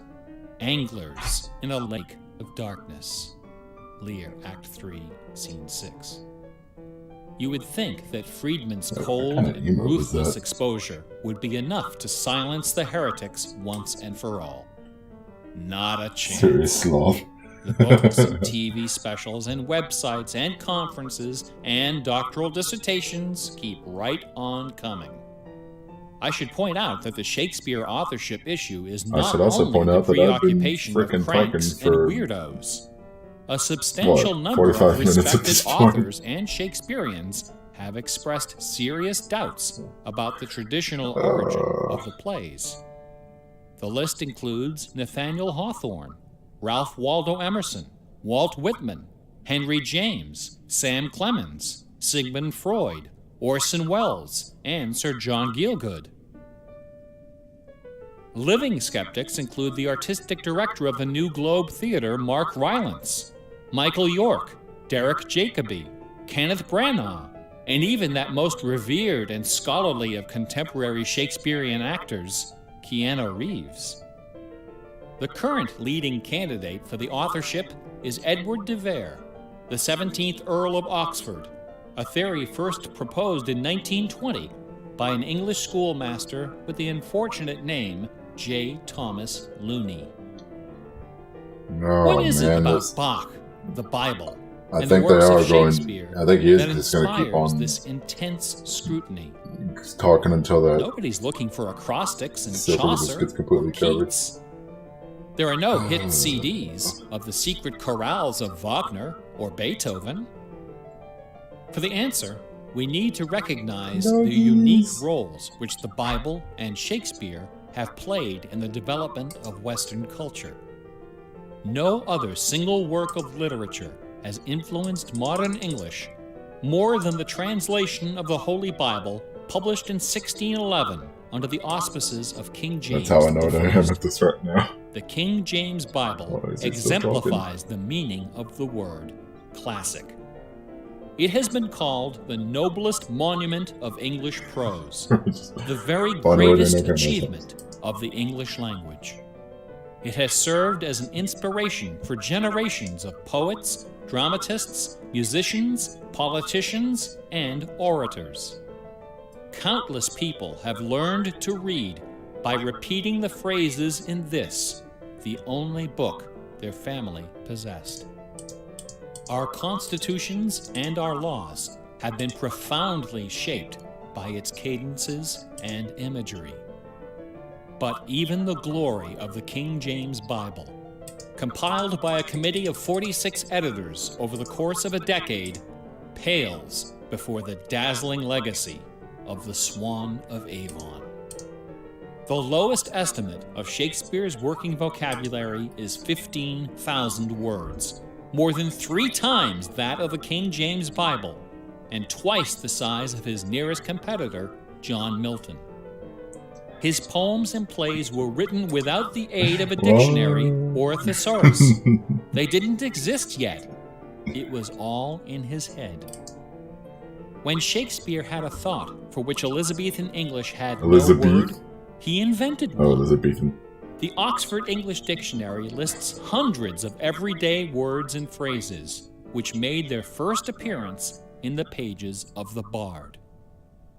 Addiction, I think we're going crazy here. Listening to this. assassination, bedroom, critic, dawn, design, dialogue, employer, film, ABC. glow, gloomy, gossip, hint, hurry, investment, lonely, luggage, manager, switch, torture, transcendence, wormhole, zany. I bet you Hamlet won't really alone miss contains anything. nearly 40 of these neologisms. Who Think of that, today buddy. would have this audacity, this giddy exuberance of invention? Only one other English author even approaches Shakespeare's facility for coining new words: Sir Francis Bacon. In the modern era, the record holder is Charles Dodgson, better known as Lewis Carroll, who, interestingly, also happens to be the second most quoted author in English, after Shakespeare. Everyone has been profoundly molded by the influences of the King James Bible and Shakespeare. Like it or not, all of us peer at the world through the lenses of these great works. They are the primary source documents of modern English thought, the style guides of our minds. Contemplating these dazzling jewels of wisdom and eloquence gives rise to an extraordinary feeling, a potent, rare, and precious emotion with the potential to completely upset your life.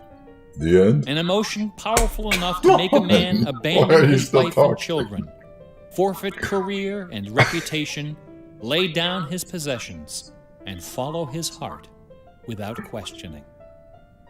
That sweet, sweet fusion of wonder and fear, irresistible attraction, and soul-numbing dread known as awe.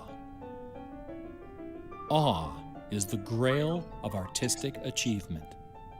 No other human emotion Not possesses yet. such raw, I think we're getting close, though. transformative power, Looking like a crescent moon and now. none is more difficult to evoke. Looking more and more Few like a and toenail. far Or a between fingernail. are the works of man that qualify as truly awesome. Awesome. It is awe that convinces a rabbi to spend a lifetime decoding Yahweh from the Pentateuch. Awe that sends millions of visitors each year to the pyramids of Giza, Guadalupe, and Mecca. It was awe that drove poor Delia Bacon to her doom. Yeah. Now, This please is more don't come exciting away than from the- this lecture than a thinking real-life that the eclipse. key to awesome game design is the installation of Easter No, it eggs. isn't. Ordinary games with their I had more contrived fun- Easter eggs and cheat codes I had more fun with are the like the eclipse battery we of the saw, month like, club. You have to trudge down to the last back year of or the the year store to before, get what you like 2 really years came ago. for. Than it did with If this, and that wasn't superpower even is that what much of an people eclipse. really want, why not At just least for give me, it to it them? wasn't. Is our imagination so impoverished that we have to resort to marketing gimmicks to keep players interested in our games? Awesome things Well, this certainly don't is hold about- anything back. Awesome things are This rich certainly won't market and the game well. generous. The treasure is right there. One afternoon, I was sitting alone behind the counter at that old Radio I Shack don't freaking store. care about your Radio Shack My story. boss had Why? stepped out Story. for Why some are you still reason. talking? An elderly woman walked through the front door. Like most of our customers, she was shabbily dressed, probably on a fixed income. I assumed she was there for her free battery.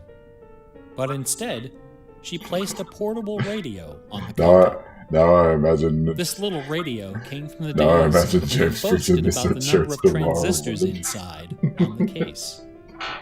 It was I'm trying to completely imagine wrapped that. in This is dirty making it white more medical entertaining. tape. The woman looked at me and asked, "Can you fix this?" Slowly, I unwrapped the medical tape, peeling away the layers until the back cover of the radio fell off, accompanied by a cloud of red dust. The interior of the radio was half eaten away by battery leakage and corrosion. I looked at the radio. I looked at the old woman. I looked back at the radio. I looked back at the old woman. I reached behind Nope. me, where the expensive alkaline batteries were hanging like prescription medication, and removed a gleaming 9-volt cell from its gold blister pack. Then I pulled a brand new transistor radio from a box, installed the alkaline, and helped the lady find her favorite station. No money changed hands. She left the store without saying a word. Awesome things are kind of like that.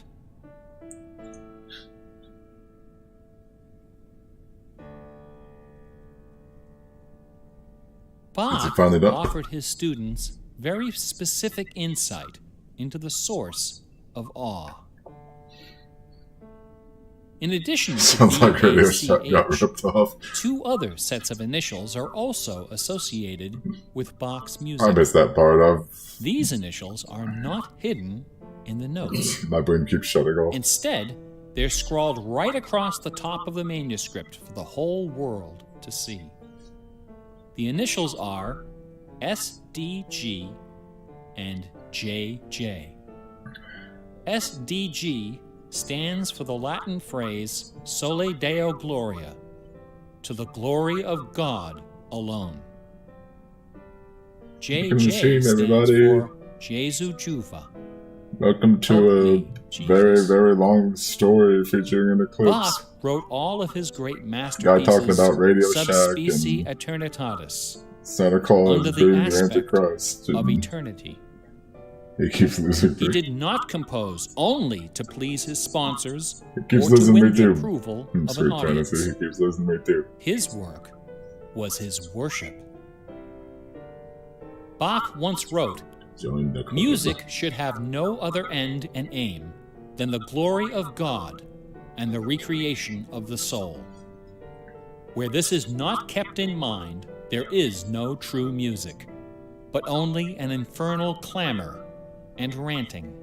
I was not planning on the stream being this The long. name of the power that moves you I is think- not I hope. important. What is I'm important definitely not going to play the is other that 2 you videos. There's are 2 more videos. moved. I'm not playing them tonight. This is too Awe long. is the I'm foundation gonna save those for of next time I religion. stream this.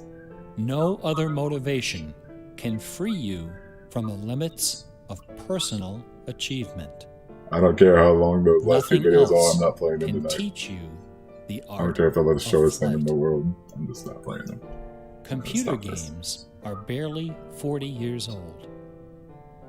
Only a few words in our basic vocabulary have been established. A whole dictionary is waiting to Really, be I should coined. have stopped this probably The slate is an hour and a half ago. clean. Should Someday have gone to soon, bed a long time perhaps ago. even in our lifetime, Oh, a game design will appear well. that will flash across our culture like lightning. It will be easy to recognize. Will it now? It will be generous, giddy with exuberant inventiveness. Scholars will pick it apart for decades, perhaps centuries. It will be something wonderful, something terrifying, something awful. A few years ago, I was invited to speak at a conference in London. My wife joined me, and we took a day off for some sightseeing. We decided to visit England's second biggest tourist attraction, Stratford upon Oh, it's a Avon. toenail. It was cold and rainy when our train Why don't you arrived. ask the magic cards, Luckily, Squidward? most of the Oh, attractions yeah, like are just a that. short I walk can solve from the the magic station. toenail. We visited Shakespeare's birthplace, a charming old house along the main street, which attracts millions of pilgrims every year, despite the complete lack of any evidence that Shakespeare was born there or even lived anywhere near They it. have the window bricks. We went past the school where Shakespeare learned to read and write, although no documents exist to prove his attendance. We visited Anne I know, I didn't. Hathaway's cottage, I the didn't say rustic that, but- country farm where his wife spent her childhood, although no record shows anyone by that name ever having Hathaway, don't lived drag there. her into this too. Don't drag her into this. Finally, we came to the convoluted, one complicated story. location undeniably associated with Shakespeare, Trinity Parish Church, on the banks of the River Avon, where a man by that name is buried. This beautiful church is approached by a long walkway between rows of ancient gravestones shaded by tall trees. The entrance door is surprisingly tiny. No cameras are allowed inside. The interior is dark and quiet. Despite the presence of busloads of tourists, the atmosphere is hushed and respectful. A few people are seated in the pews, deep in prayer. An aisle leads up the center of the church. The left side of the altar is brightly illuminated. On the wall above is a famous bust of the bard, quill in hand, gazing serenely at the crowd of pilgrims. On the floor beneath, surrounded by bouquets of flowers, at the very spot where Delia Bacon lost her mind, the gravestone of William Shakespeare bears this so close. dire warning. Dire Good warning. friend, for Jesus' sake, forbear to dig the dust enclosed here. Blessed be the man who spares these stones, and cursed be he that moves my bones. Every year, 3 million pilgrims arrive from every nation on earth I'm gonna have to go back and see how approach long this this stone. actually was. and consider the I don't know likeness how long of this a has man been, but this has definitely whose been the body longest of video work out of them can all only so be far. described as I'm awesome. so glad I'm not going to watch the other 2 tonight. By contrast, the right side of the altar is dark. We and aren't going to watch featureless. the other 2 tonight. I should Nobody say. of any consequence is buried there. The only point of interest is a wooden case of simple design, carved of dark oak. Inside the case, sealed beneath a thick sheet of glass, lies a large open book. Circle on a troll face. A plaque on the case identifies this book as a first edition of the King James Bible, I bet so. published in 1611, when Shakespeare was 46. Not many pilgrims visit this side of the altar. Most of those that do simply glance at the book, read the plaque, and move along. A few, more observant, note that the Bible happens to be opened to a page in the Old Testament, the book of Psalms, chapter 46. No explanation is given for this particular choice of pages. For the initiated, I know. none It is does. necessary. If you are of No Clifford. inquisitive bent, if you are intrigued by English history and literature, Yeah, I put a toenail on the if you screen. I put that there value your myself, so peace of mind, I can't seem to get it off. cover your ears now. In the year 1900, a scholar noticed something about the King James translation of Psalm 46. Something terrifying.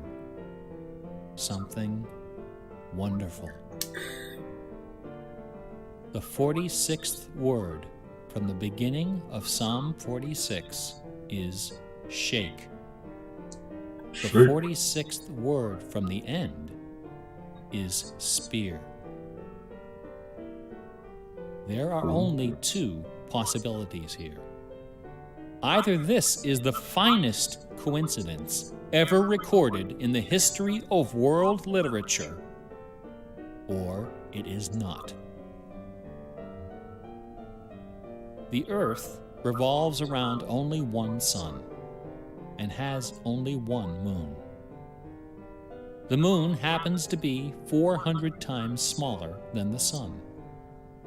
The sun happens to be 400 times farther away.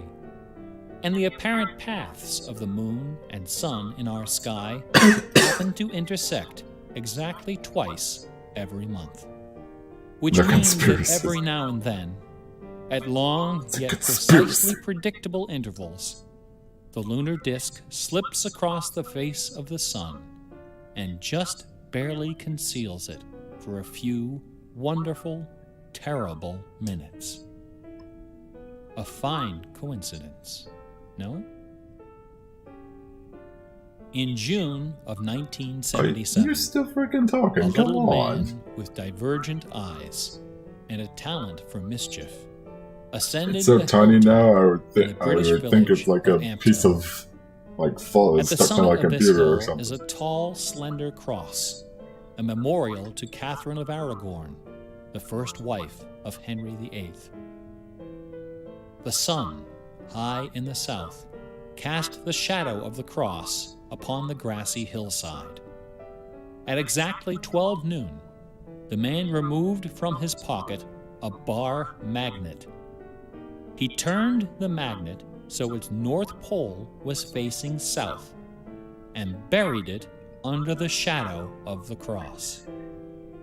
2 years later, a few hours before the publication of his first book, the man returned to that Ooh, it's hillside, looking shiny now. this time Now in it's the looking dead like an of eclipse. night. He used a compass to locate the magnet he had buried.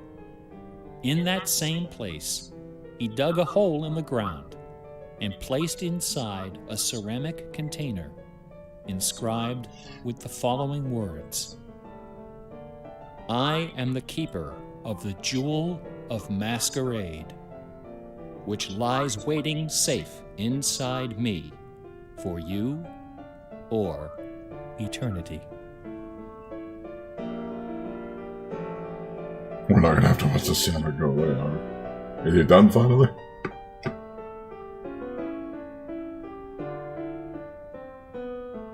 I'll fall asleep.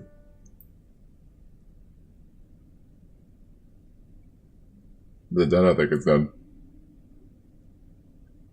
The music stopped. He stopped talking. I mean, it's still there.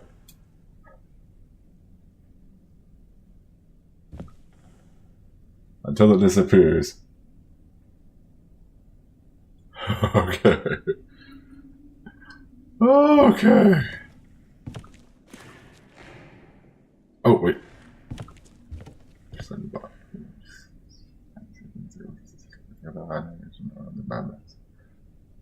What's next game? That's a good one. It's wizard. That's not that size.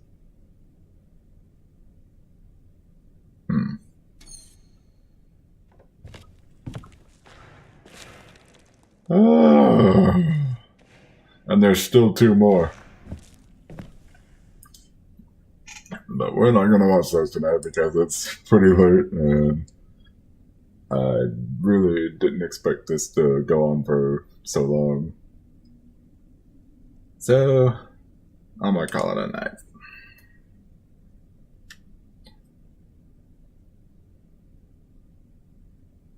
So, thanks to everybody who's watching. This TED Talk simulator with a puzzle side dish. I don't know if it is.